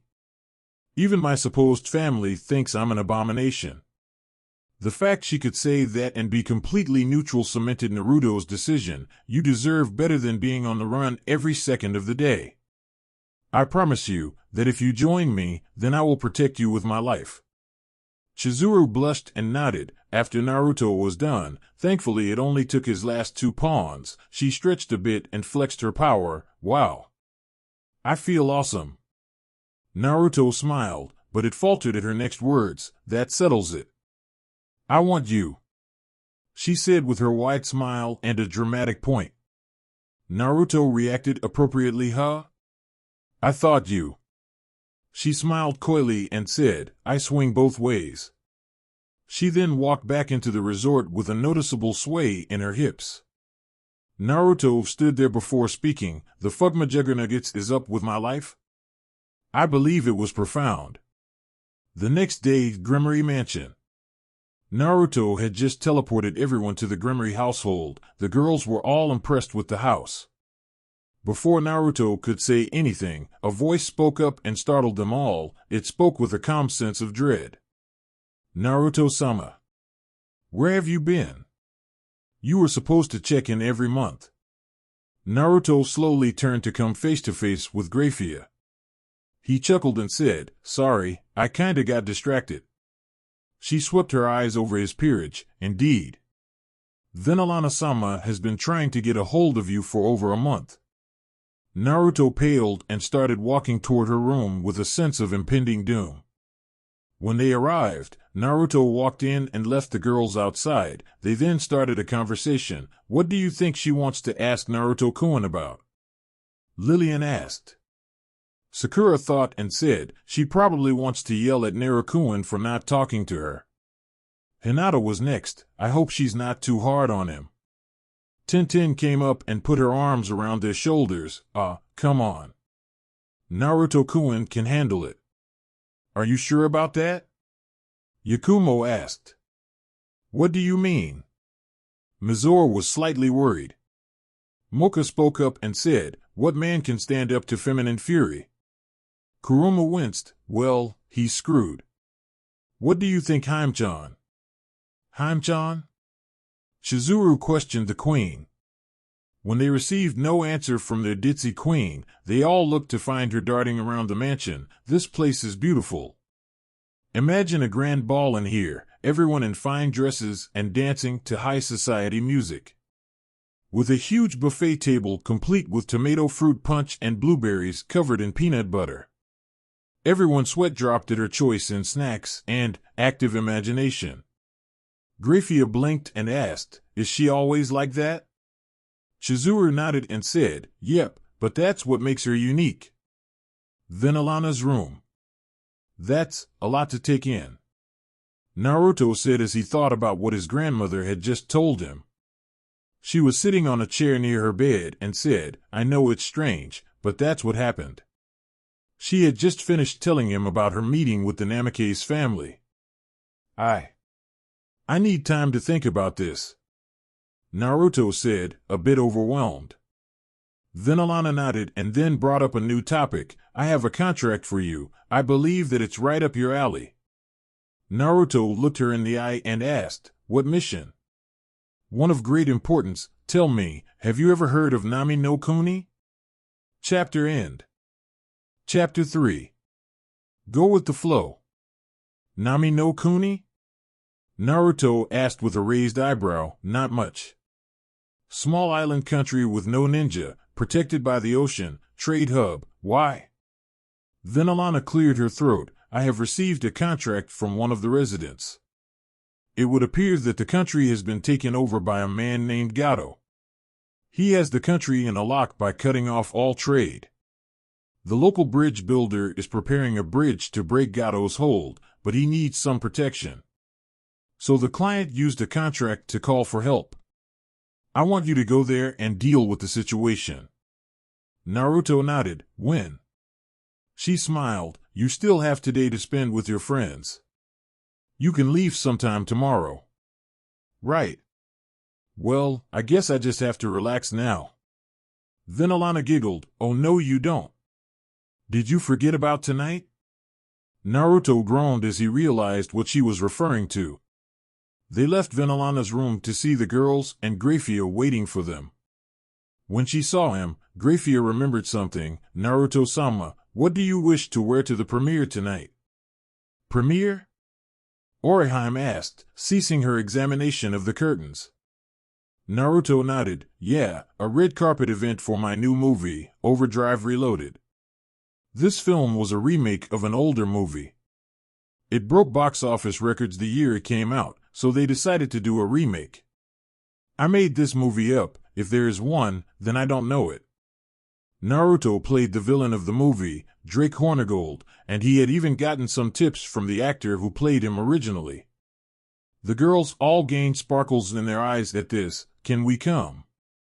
Kurumu asked, wanting to be on the red carpet. Naruto nodded. Yeah, I can bring all the friends I want. The girls all started planning on what to wear, until Venelana pulled out a credit card. Come girls, let's go shopping. They all nodded and teleported away, leaving Naruto and Graphia. Naruto looked over to the maid and said, I'll just wear my usual. She nodded and left. Naruto sighed and walked around the manor. He decided to head for the gardens. He always liked it there. When he arrived, he saw that he wasn't alone. Sitting up to a table, eating a piece of cake, was a small white-haired girl. Naruto walked up behind her and scratched a spot on top of her head. Hey Kaneko-chan, what are you doing here? The girl, upon realizing who was petting her, melted into his hand and said, We're off from school. Ah, so Rias and Akino are here too? Naruto said. He received his answer when a pair of arms slipped around his neck and he felt two large mounds press against his back. Hello Naruto-sama. When did you arrive back? A sensuous voice said into his ear. Naruto, having grown used to it over the years, said, There you are Akino, where's Rias? Akino let go of him and pouted a bit. It was so fun to make you blush. Now you don't even twitch. I know, not even my charm works on him now. Another voice said from nearby. Naruto turned to see an older, and much more beautiful, Rias walking toward them. So Naruto-kun, how was your new school? Naruto shrugged. It was all right, though I gained the rest of my peerage since I went. Really? Rias asked. You're always so careful with your pieces, so who did you recruit? Naruto smiled. You'll meet them eventually, so how's school been, and where's Gasper? Just after Naruto said that, a box near a bush popped open and said Damper popped out, right here. So Naruto spent the next few hours catching up with Rias, Kaneko, and Akino. When they sensed a large group of people teleport into the manor, they went back to the entrance hall to see Venelana and Naruto's peerage back. Rias was a bit threatened by all the beautiful girls. She had a crush on Naruto, and she thought that now he wouldn't care about her anymore. One glance from her mother told her that she was being stupid. If they got married, it wouldn't be a problem. Devils didn't care about incest too much. Akino felt a bit cautious as well. She was not conceited in saying that she was beautiful, but these girls had looks, and bust sizes, on par with hers. Kaneko took one look at all the huge busts, looked down at her own chest, and gained a dark cloud above her head. After introducing everyone, the girls left to put on their dresses, though as they left, Naruto saw Sakura and Kaneko staring at each other's chest, to each other, and then they shook hands with sparkles all around them. When they were ready to go, just before they left, Venelana walked out and said, By the way Naruto-chan, I told her that you were back. Naruto froze and turned back to her. She nodded and he instantly felt a sudden sense of doom. The girls were confused. What woman could make Naruto so afraid?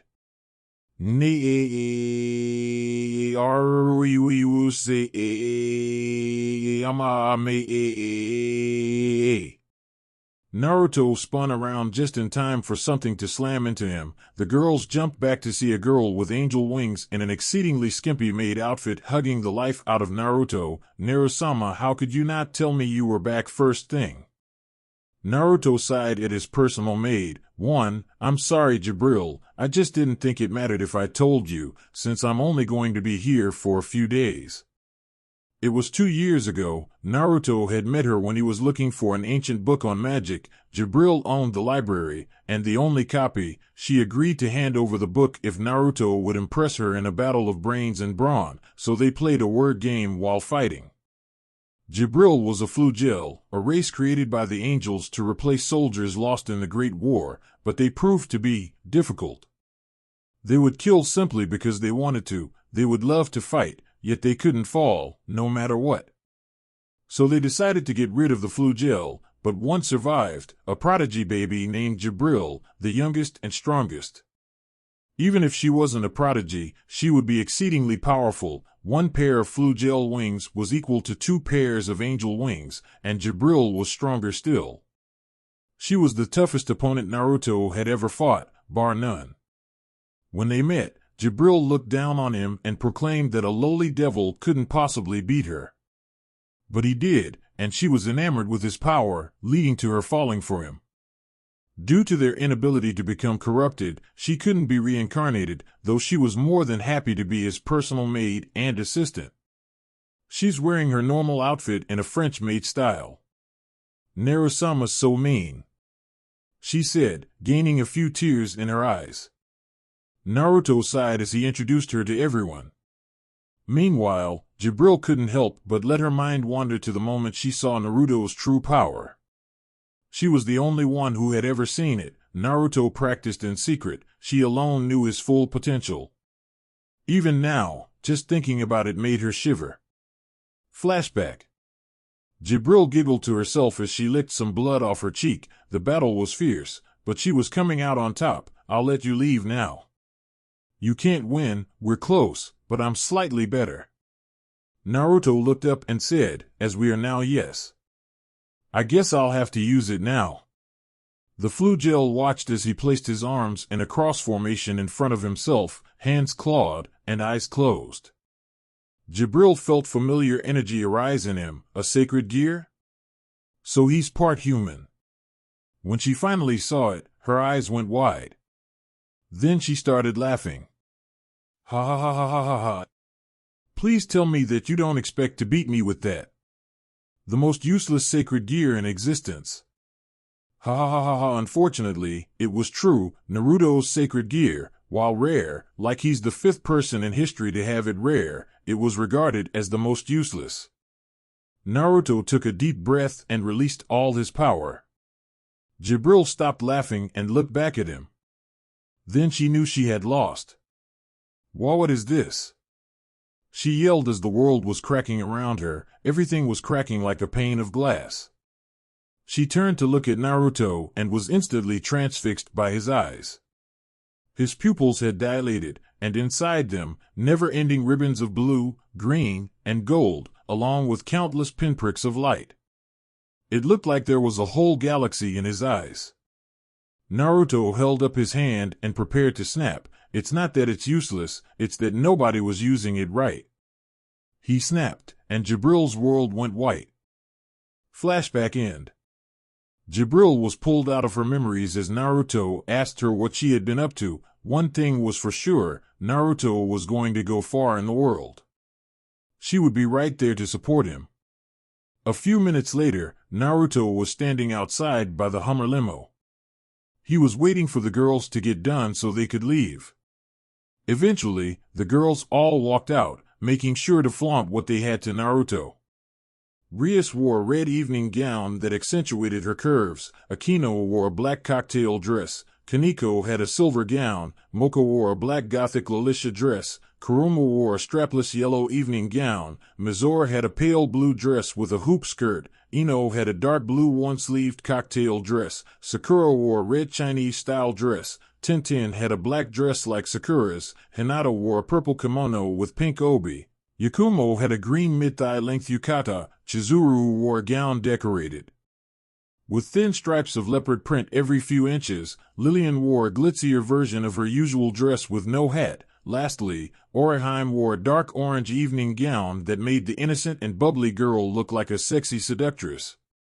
They all loaded up into the limo, teleported to the human world, and headed off for the premiere. They arrived and watched as the other stars made their appearances. Naruto saw quite a few people he didn't want to, like Avalon Clark. Naruto really wished she wasn't part of the movie. She kept hitting on him every chance she got, and he seriously wasn't interested. She was the typical Hollywood stuck-up actress. There was also Cameron Black. He played the villain's second in command, and he seemed to believe that he was the greatest thing to happen to Hollywood since sound. When it was their turn to get out and walk down the carpet, Naruto got out and ignored the cameras and reporters. He turned to help Orihime out of the car. She stepped away and waited for him to help everyone out. Once they were all standing and about to walk to the door, they were being bombarded with questions from the reporters. They simply ignored them all and walked to the door to the theater, the girls all trying to hold on to a part of him. People seemed to be wondering why Kaneko was holding a box over her shoulder, but they just ignored it. When they entered, all eyes turned to them and proceeded to widen exponentially. All throughout the filming, Naruto never once showed any interest in Avalon, even though she was one of the most beautiful actresses in the world, but seeing these girls explained it. These girls blew her out of the water. As the girls went in to get seats, Naruto walked to the concession stand to get drinks. He could sense Cameron and Avalon coming up behind him. He turned around to see them giving him some of the most fake smiles he had ever seen. "So Naruto, who are they?" Avalon said, plainly trying to hide her jealousy. "Friends." Naruto answered plainly. "Where were you hiding them, buddy?" Cameron asked while putting his arm around Naruto. Naruto simply removed the arm and said, "I wasn't, they just wanted to come tonight, now if you'll excuse me." With that, he walked back to the theater with the drinks. Avalon was livid. She wanted Naruto. Not just because he was a total hunk, but he was seriously famous, and she liked putting herself on a pedestal. Cameron wasn't happy either. He hated Naruto, so much that he had even tried to use a contract with a devil to have him killed. Summoning the devil worked, but when he heard the name of the target, the devil went pale and said, "Fuck that. I'm partial to living." When the movie started, Naruto and the girls sat down and got comfortable. After the movie's limo, the girls were all talking about the movie, while Naruto was reflecting on it. Working on the movie was one thing, but watching it was always different. One thing that the girls all agreed on was that the scene where Naruto went shirtless was the best part, and also when he drove off to plan his next move. When they arrived back at the manor, Inoue, Hinata, Tenten, Orihime, Lillian, and Chizuru got ready to head back home. Though Yakumo had decided to stay with Naruto. "Are you sure?" he asked, wanting to make sure that she truly wanted to. Yakumo nodded, "Yes. My family situation has been getting worse. It won't be long before they don't let me out at all. Plus with Kurenai refusing to teach me." Naruto nodded and said, "Of course you can stay. We can set you up a room later." Yakumo and the whole Peerage said goodbye to the ones leaving. Moka, Mizore, and Kurumu had nothing else to do, so they, like Yakumo, stayed with him. "Oh. We're gonna miss you, Yakumo," Tenten said, giving her old friend a hug. "Take care of yourself, okay?" Sakura said, a bit sad. "What are we going to tell people when we show up without her?" Hinata asked.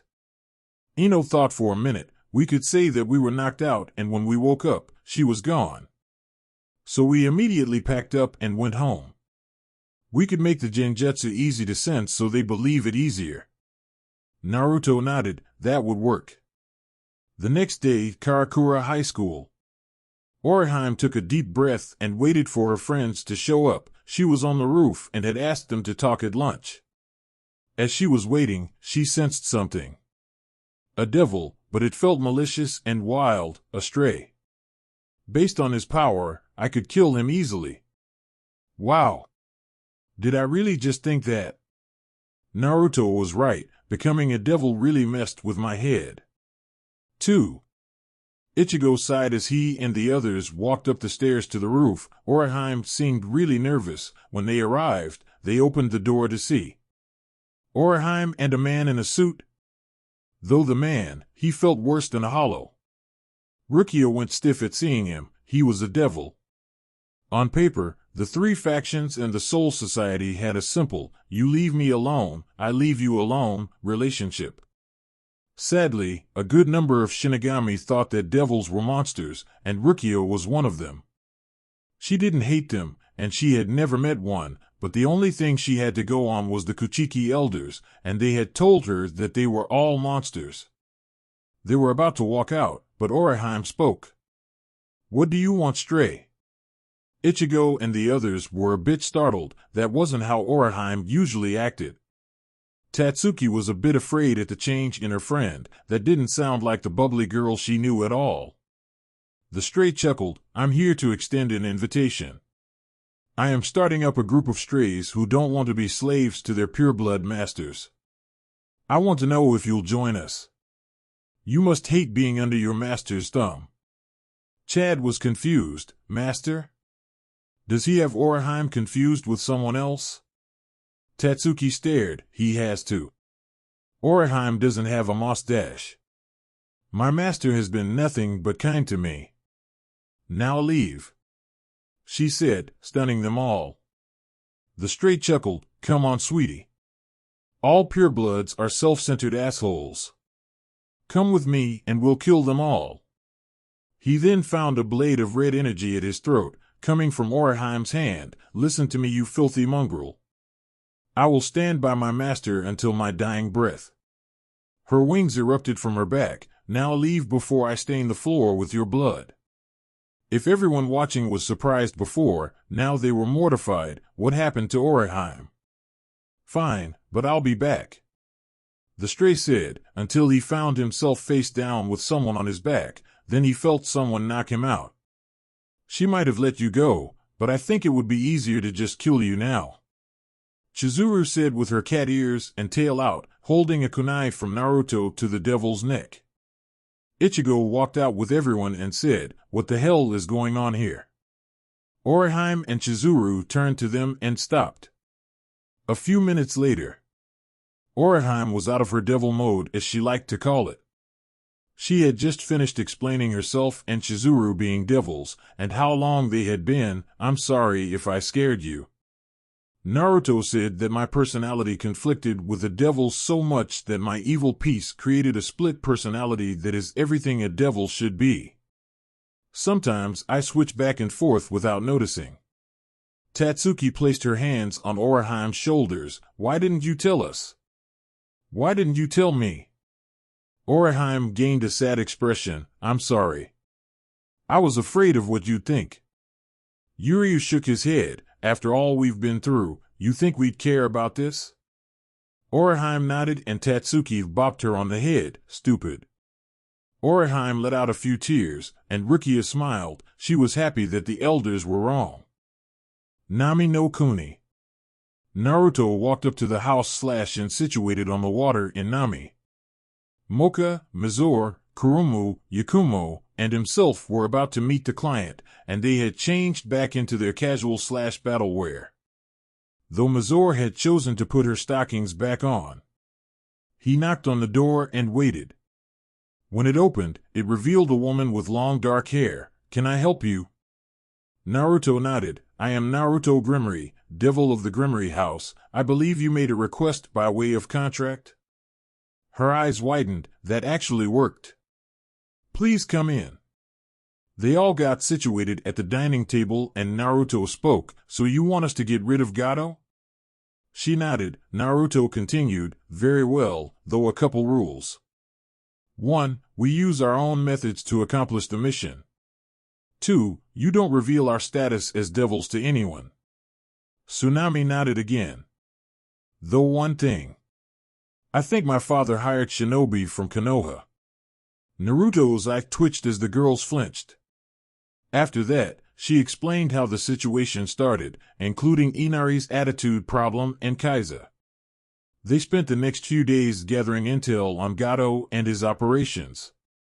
He had hired a few shinobi, but nothing that they couldn't handle. Naruto was currently walking through the woods looking for Zabuza's base, but instead he happened upon the man himself fighting a team from Konoha.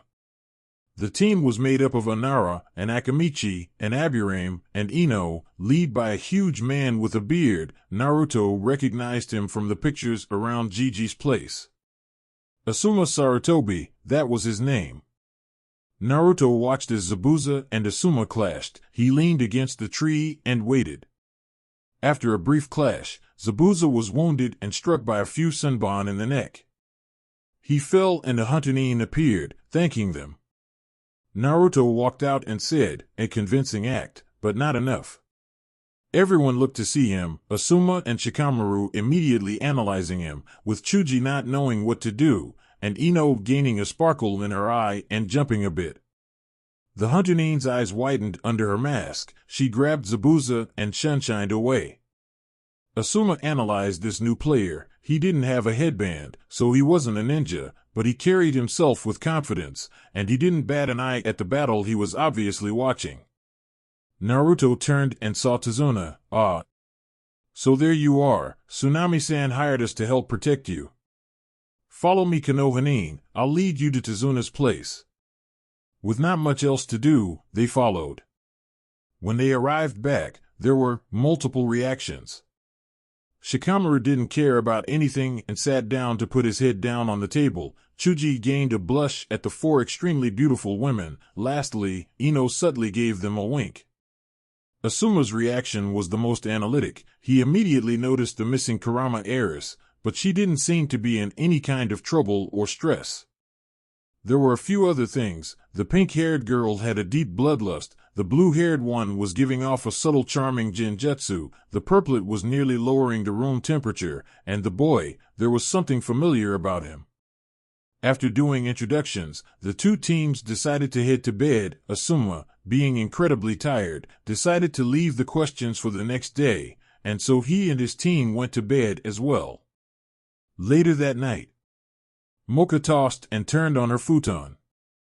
She was so hungry, and all the excitement of the last few days, she had forgotten to drink one of her blood packs. Now she didn't have any with her. She sat up, letting the blanket fall off her bra and panty-clad body. She stood up and walked down the stairs to the living room. She sat down on the couch and tried to forget about her hunger, but she knew it was useless. She would slowly go crazy until she got blood. She needed some, badly. "What's wrong, Moka-chan?" She heard Naruto's voice asked from the stairs. She turned and had to force herself not to jump when she saw his bare neck. She shook her head. "Nothing, I'm fine," she said with a forced smile. Naruto noticed easily. He then sat down next to her. "Please don't lie to me, Moka-chan. Just tell me what's wrong." It was then that he noticed that she'd switched to her vampire form. She was also licking her lips while slowly inching toward his neck. "You're hungry." Moka realized what she was doing and jumped back. "I'm sorry, I just haven't eaten in a while. I'll try and control my stash." She was stopped by Naruto placing his hand on the back of her head and placing her mouth near his neck. "Go ahead, have all you want. I'd never let you go hungry, Moka-chan." Her eyes went wide as she opened her mouth and licked his neck. She had never drank from a living being before, but she had heard that it was much better than blood packs. She bit down and pressed herself into Naruto. Her eyes dilated as the blood flowed into her mouth. As she drank, she felt a heat spread from her mouth throughout her body. It was the most delicious thing she had ever tasted. The heat spread throughout her body. She felt like someone lit a fire in her soul. She was grateful that Naruto didn't notice. When she stopped, she took her mouth off and said, "Thank you, Naruto-kun. I think I'm gonna stay down here for a minute." Naruto nodded with a small smile and walked back up to their room. As soon as he was gone, Moka's legs turned to jelly and she collapsed onto the couch. Aha! She spent the next few minutes calming down. That was much more intense than I imagined. It must have been a combination of not eating and my feelings for him. She took a few more minutes, wiping some blood off her lip and sucking it off. She then changed back to her sealed form and walked up to their room to sleep. When she arrived, she saw that Naruto was already back to sleep. She sat down and covered herself with her blanket. But before she could go to sleep, she heard Kurumu's voice. "So what happened?" Moka turned to see Kurumu staring at her with a gleam in her eye. Mizore and Yakumo were also looking. Moka blushed a bit. "I just drank his blood, that's it." Kurumu nodded. "Okay. So why do I smell sex on you?" Moka turned over. "What are you talking about?" "As if I would." Mizore gained a small smirk. "So if you pulled that blanket down you wouldn't be completely soaked?" "Shut up," Moka said in a rare moment of embarrassment. Yakumo, feeling sorry for the vampire, said, "Come on. Maybe we should leave her be." Kurumu giggled a bit. All right, we're sorry. It's just that we get so few chances to tease you. With that, the four girls lie back in airbeds and followed their king into the realm of dreams. One thing that they didn't notice, however, was a black cat with a curly tail sitting on the open windowsill watching them with a mischievous gleam in its yellow eyes. The cat jumped into the room and crawled over to Naruto, snuggling into his side. The next morning, Naruto's nose twitched as he felt something tickle him. He opened his eyes to see the girls still asleep, and the beginning rays of morning light just beginning to shine through the window. He looked down to see what caused his discomfort, and he saw the cat. He stared at it for a minute before sitting up and picking it up, taking it to eye level. It opened its sleepy eyes and rubbed its eye. Naruto sighed. You really like to show up whenever it suits you, don't you? And where's your hat? The cat yawned and gave him a sleepy smile. I just wanted to leave it off for a while, and is it bad that I'm here? It said in a light and playful girl's voice. Naruto smiled and shook his head at his familiar's attitude. No, it's not. Welcome back. She smiled and took the opportunity to climb up onto Naruto's head, setting herself in his hair. Naruto sighed and got up, changed out of his pajamas, ignoring the cat's look, and headed downstairs to see Tsunami making breakfast. She heard him and turned to smile at him. Oh, you're up. I just got up a few minutes ago myself. Then she noticed the cat on his head. Naruto reached up and scratched the cat's head. Sorry. She's my familiar. It's an assistant to a devil. I promise she's very well behaved. Tsunami nodded. Well, as long as she doesn't make a mess. Naruto's feline companion huffed. It's not like I do it all the time. Did she just? Tsunami asked, blinking. Yes, she did. Most familiars can't talk, but she's special. Naruto said, giving the happy cat another round of petting. It was true, she was special when it came to familiars. She was born a regular cat, however her mother was exposed to potent magic somewhere, giving the kitten incredibly strong magical power. Power that Naruto had sensed, leading to the two meeting. Naruto sat down and waited for breakfast, as well as everyone else to get up. It wasn't long before the smell of breakfast filled the air, leading to everyone waking up and coming down. After Asuma dragged Shikamaru down, they all engaged in some small talk. Incredibly awkward small talk, but talk nonetheless. Mostly about the cat, but Naruto just said that she was his personal summon. Simple, and not entirely untrue. Asuma debated bringing up Yakumo's presence and asking her to return to the village. He decided against it. If it came to a confrontation, he didn't know if he could win. From what he could see, the four teens were very strong, and Yakumo was nowhere near as weak as everyone thought she was. Though it seemed that Inoue was hitting it off marvelously with them, Yakumo he would understand. From what he had heard, they had been friends for years. But it was the ease with which she conversed with the other four that got him confused. Shikamaru was also noticing this, and while he didn't think it was anything to be concerned about, he was definitely curious. Once Tsunami was done with breakfast, she set some plates down in front of everyone. They all dug in with gusto, except for Moka. She just picked at her food. When asked why by Tsunami, she said, I'm afraid that my bloodline doesn't require me to eat normal food. I still can, but I don't really need to. This definitely got people's attention. What kind of bloodline made it so people didn't need to eat? Chuji seemed mortified. I can't imagine never eating. It sounds horrible. Moka shook her head. It's not that I don't need to eat. It's that I don't eat regular food. Speaking of which. Naruto, may I? I'm still a bit hungry. Naruto sighed. All right, go ahead, Moka-chan. He said as he loosened his collar and exposed his neck. Everyone was wondering what he was doing, until Moka turned into her vampire form and she leaned, showing everyone her fangs. They were getting a bit concerned, then they were shocked as Moka bit into Naruto's neck, drinking down his blood, while a small drop escaped, going down his neck. When Moka was done, she licked up the stray drop and drew back, licking the blood from her teeth and lips. As she returned to her sealed form, was amused by the other's wide eyes. I don't need to eat, but I need to drink blood to survive. It's always fun to see people's reactions to learning that, she said with an amused smirk. Tazuna shook his head, looked at his sake bottle, and tossed it out the window. Asuma shook his thoughts away and focused on the mission. So Tazuna-san, do you know where Gato's base is? Tazuna sighed. I'm sorry to say I don't. He never lets anyone who finds out life long after. It's a mansion in the forest, near the center of the island, Mizore said, taking a bite of her frozen eggs. Shikamaru looked up for the first time. How do you know that, if I may ask? Kurumu spoke up this time. We were hired by Tsunami-san to take care of Gato.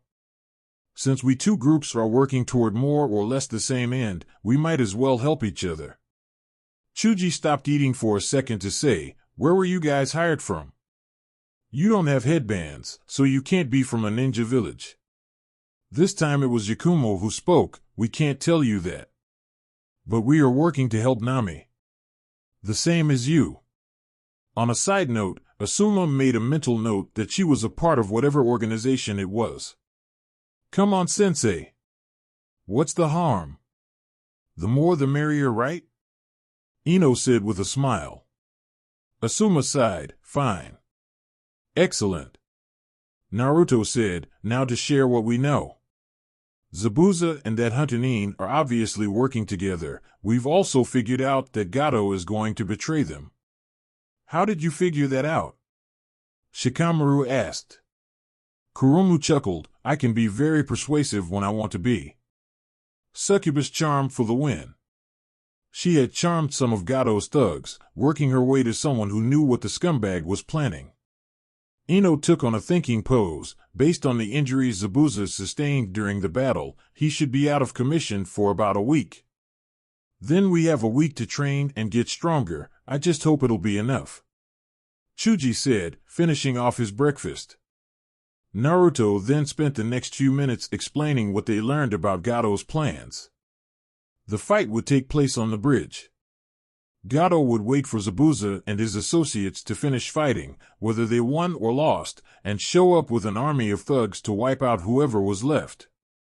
So who's going where? Shikamaru asked, his tactician's mind going to work. Normally he would already have some idea, but he knew nothing about their new allies' abilities.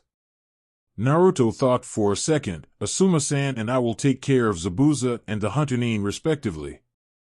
Mizore and Inoue can come as backup to protect Tazuna or take care of any reinforcements Zabuza brought along. Lastly, everyone else goes to take care of Gato's army. Asuma nodded. It was a solid plan. What about the crime boss himself? Naruto gave a small smirk and pet the feline on his head. Don't worry. We'll take care of that.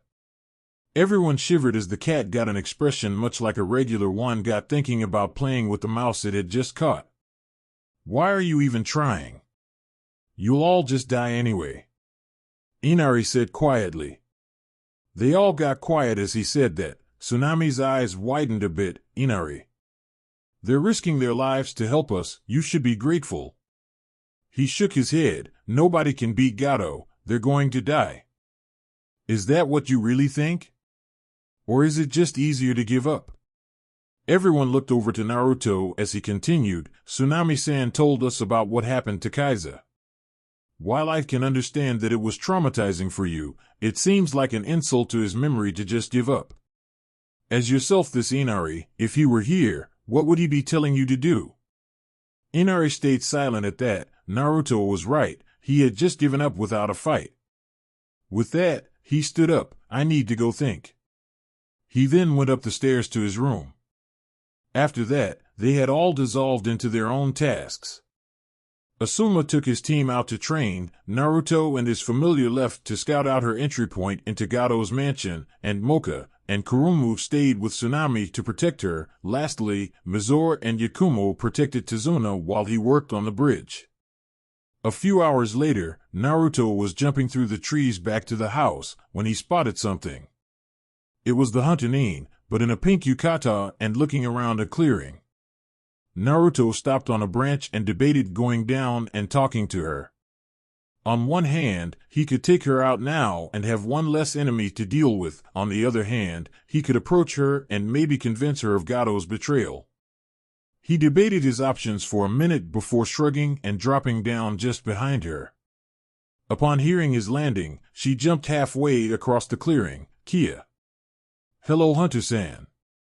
She pulled out a few senbon from somewhere, then got into a low stance and glared at him. Naruto rolled his eyes and said, "If I wanted to hurt you, I could have easily done it when you didn't know I was here." She stayed in the same stance, be that as it may. "I'm not stupid. I never said you were," Naruto said while staring her straight in the eye. "If so, you should know that Gato intends to double-cross you. It's easy to spot, so easy that you and Zabuza couldn't possibly be blind to it." Her grip tightened on her senbon and a hint of doubt entered her eyes. Not just at his words, but the whole situation. She was armed and poised to strike, yet he simply stood there, watching her, almost like whatever she did, he would have an answer for it. "Say we have noticed." "What's your angle?" she said, wanting to know why he was even talking to her. Naruto raised an eyebrow. "Angle? My only angle is that I want to avoid any unnecessary bloodshed, plus, let's be blunt here. You want him dead as much as I do." Naruto knew he had hit the nail right on the head when he saw her eyes widen and her guard drop a bit, before she realized and put it back up. "If you and Zabuza-san want to be free and live a happy life, my family and I can make that happen. When you come to the bridge, have an answer ready. I'm Naruto, by the way, Naruto Grimmery." With that, Naruto turned and walked away. "Wait, I need to ask you something." When he stopped and turned, she spoke. "Why do you fight? What drives you?" Naruto took a moment to think before responding. "I fight to protect my family and my friends. I care about them more than anything else in the world, and I'd gladly give my life to make them happy and safe." She smiled. "I think that you have the right idea. I believe that people can become truly strong only if they have someone to protect. My name is Haku, by the way." Naruto nodded with a small smile. "It's nice to meet you, Haku-chan. I hope you and Zabuza take my offer, but even if you don't, it was still a pleasure." 1 week later. So, the week passed much the same as before, with Naruto and his group scouting around and working where they were needed, while Asuma's team alternated between training and guarding Tizuna. A few days ago, they had split into their planned groups, just in case Zabuza was up earlier than planned. Speaking of which, the team of Asuma, Naruto, Inoue, and Mizore had just walked onto the bridge to see all the workers knocked out, and a thick mist had descended onto the bridge. The four stood at the ready as Zabuza and Haku stepped out of the mist. As Asuma stepped forward to start the battle, Naruto beat him to it. "So, your answer?" Asuma wondered what he was talking about when Zabuza spoke up. "Haku seems to trust you on some level, but I don't. What proof do I have that you mean what you say? How do I know you're not just going to sell us out to the Mizukage?"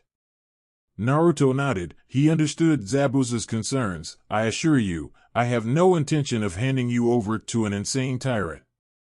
As for meaning what I say, you'll just have to trust me.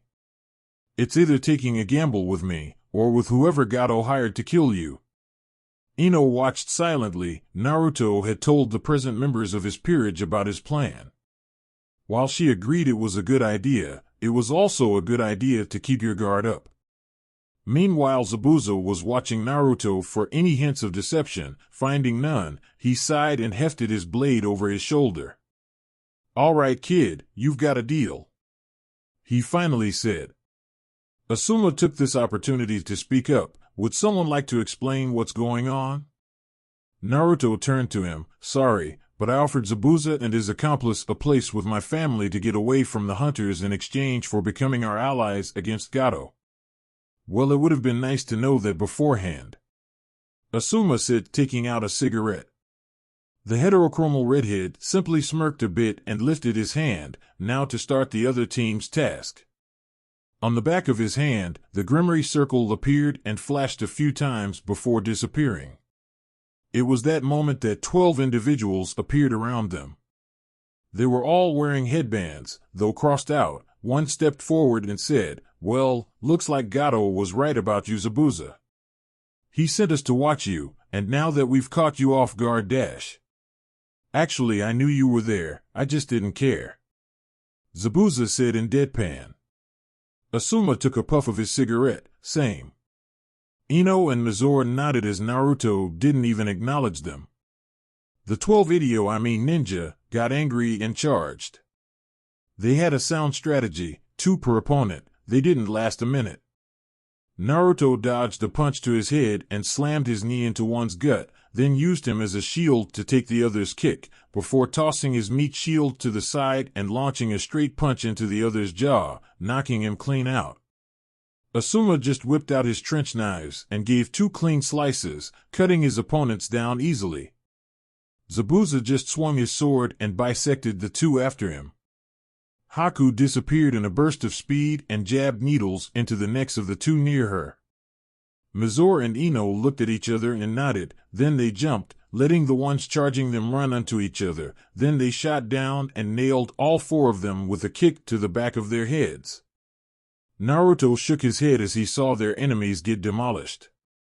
Gato should really stop skimping on the help, if he wasn't going to die that day. With the other group, Shikamaru and Chuji watched as Moka and Kurumu ripped through the thugs. The 2 genin had just taken out quite a few themselves, but Moka and Kurumu were just destroying everything. Kurumu had sprouted 2 pairs of wings, a tail, and claws. She was flying around, slicing through anyone who had the misfortune of being in front of her. Then there was Moka. She was in the middle of the group, punching and kicking everything that got near her. Each and every move had to have been breaking bones. In reality, Kurumu had cast a widespread illusion/charm hybrid that affected all of their opponents. It not only made them slow and sluggish, it also made them distracted whenever they saw Moka's or her own beauty. They shook their heads as they returned to their WN fighting. A few minutes later, Gato's army was reduced to nothing. Moka walked around, looking for any not yet out of commission, while Kurumu flew around doing the same. Once they were done, they returned to where Shikamaru and Chuji were. Moka noticing the locks on their faces, "What? Did we scare you?" Kurumu, getting in on the teasing, pouted a bit, "I'm not that scary, am I?" They laughed as the 2 genin blushed a bit. Kurumu then stretched and said, "Okay, let's head back, I'm kinda tired." "What about Gato?" Shikamaru asked. The tyrant was still locked up in his mansion. Moka gave a low chuckle, "Don't worry, he's been taken care of." Chuji was too scared to ask any more. Inside Gato's mansion, Gato was cowering inside his office as his 2 bodyguards stood outside. "What the hell happened? 1 second everything is going fine, then my men are getting slaughtered like animals." Meanwhile, outside the office, Gato's bodyguards were thinking about getting the fuck out when they heard a noise. "Who's there?" one of them said, while they both drew their swords. "Come on out now. Don't make us come and get you." Despite their tough facade, they were shaking like leaves. They then heard it, soft footsteps on the floor. They watched the hallway for whoever was walking toward them. But they nearly died of relief when they saw that it was just a cat. One of them sighed as he put his sword away. "Man, I nearly shit my pants." The other gave a nervous laugh. "Me too, but how'd a cat get in here?" They both looked back at it, a black cat watching them with glowing yellow eyes, before it seemed to smirk and was enveloped in pink smoke. Gato heard his guards talking. Who the hell let a cat inside? But that was cut off when he heard them start panicking. Then there was a sound like a cannon shot, and the sound of bodies hitting the floor. Gato watched the door as he heard footsteps drawing closer. When the door opened, he saw a total cosplay hottie. A short sexy black dress that conformed to her bust and body, thigh-high heeled boots, long strips of cloth hanging from the long sleeves. She had long purple hair, curling at the end, with 2 cat ears with white tips on her head, and enchanting yellow eyes. She smirked at him and said, "You must be Gato. You're gonna die." It was then that he realized that she was the one who killed his bodyguards, W8. "If you let me go, I can give you anything you want. Money, power." She just gained a malicious smile and said, "Nope. Prepare to die." She then put a finger up to the side of her head and moved it in the crazy motion, pumpkin, pumpkin pum pumpkin, Halloween cannon. 3. Tazuna and Tsunami's house. Naruto watched as an orange beam shot up into the sky. He shook his head at the crazy cat's flashiness, blare. A few days later, Naruto stood with everyone else at the end of the completed bridge, Blair in cat form on his head, now with a witch hat on her head. Tazuna walked up to them and said, "I can't thank you enough for your help. Without you all, we would have been doomed." Inoue chuckled embarrassed. It was nothing." Naruto gave them a smile. "We just did what was right. There's no reason to thank us." Tsunami shook her head with a smile. "Be that as it may, we'll all be eternally grateful." Inari went up to Naruto. "I just wanted to say thanks for getting me out of my funk." Naruto chuckled and ruffled his hair. "No problem. Just remember to take care of your mom for me, okay?" Inari nodded with a few tears in his eyes. Naruto then into Zabuza and Haku. "So, are you two ready to go?" Haku nodded with a smile while Zabuza looked to the ground. "I have something to say." "I'm not going. I'm gonna head back to Kiri and join the rebellion, but I want you to take Haku." Haku's eyes shot wide open and she turned to look Zabuza in the eye. "What do you mean, Zabuza-sama? Did I do something wrong?" Zabuza shook his head. "Of course not, Haku. But I want you to be happy. I'm not meant for this, but you are. So as my final order, no, as your father, I want you to go with the brat." Haku started crying as she held onto Zabuza. He took a second to respond with a hug. After Haku had calmed down, they shared a tearful goodbye and Zabuza jumped off toward Kiri. After everyone had said their goodbyes, Naruto, Haku, Moka, Kurumu, and Yakumo returned to the underworld and Team 10 left for Konoha. Tazuna turned and took a good look at the bridge. Now what to name it? Tsunami thought for a minute before a name came to her. How about the Underworld Maelstrom Bridge? Everyone present thought about it and agreed that it was a cool name, so they all agreed on it. But only Tsunami knew the true significance of the name, paying respect to the people who helped them. Konoha, a few days later. Asuma had just finished reporting the mission to Minato, as well as Kushina, who was there to talk to Minato, including everything about Naruto and his companions. Shikamaru added in what happened to Gato's army. Minato dismissed the team and turned to his wife, so Naruto was in the nations. Kushina nodded. Even though she desperately wanted to see her baby again, she knew that he probably wouldn't want to see them. She then turned her thoughts to the mission report. Sounds like Naruto has gained quite a peerage. A vampire, a succubus, and a Yuki-onna, as well as Yakumo. Though if she's a member of his peerage, it stands to reason that Inoue, Hinata, Sakura, and Tintin are as well. Minato nodded. Do you want to talk to them about him? He asked, knowing how broken up she was about this. Not to say he wasn't, he just knew that it hit Kushina far worse. To his surprise, she shook her head. No. Just leave them be. I think I need to go lie down for a bit. Minato sighed as she left. They had both been beating themselves up over the situation with Naruto. The kids had different ways of dealing with it.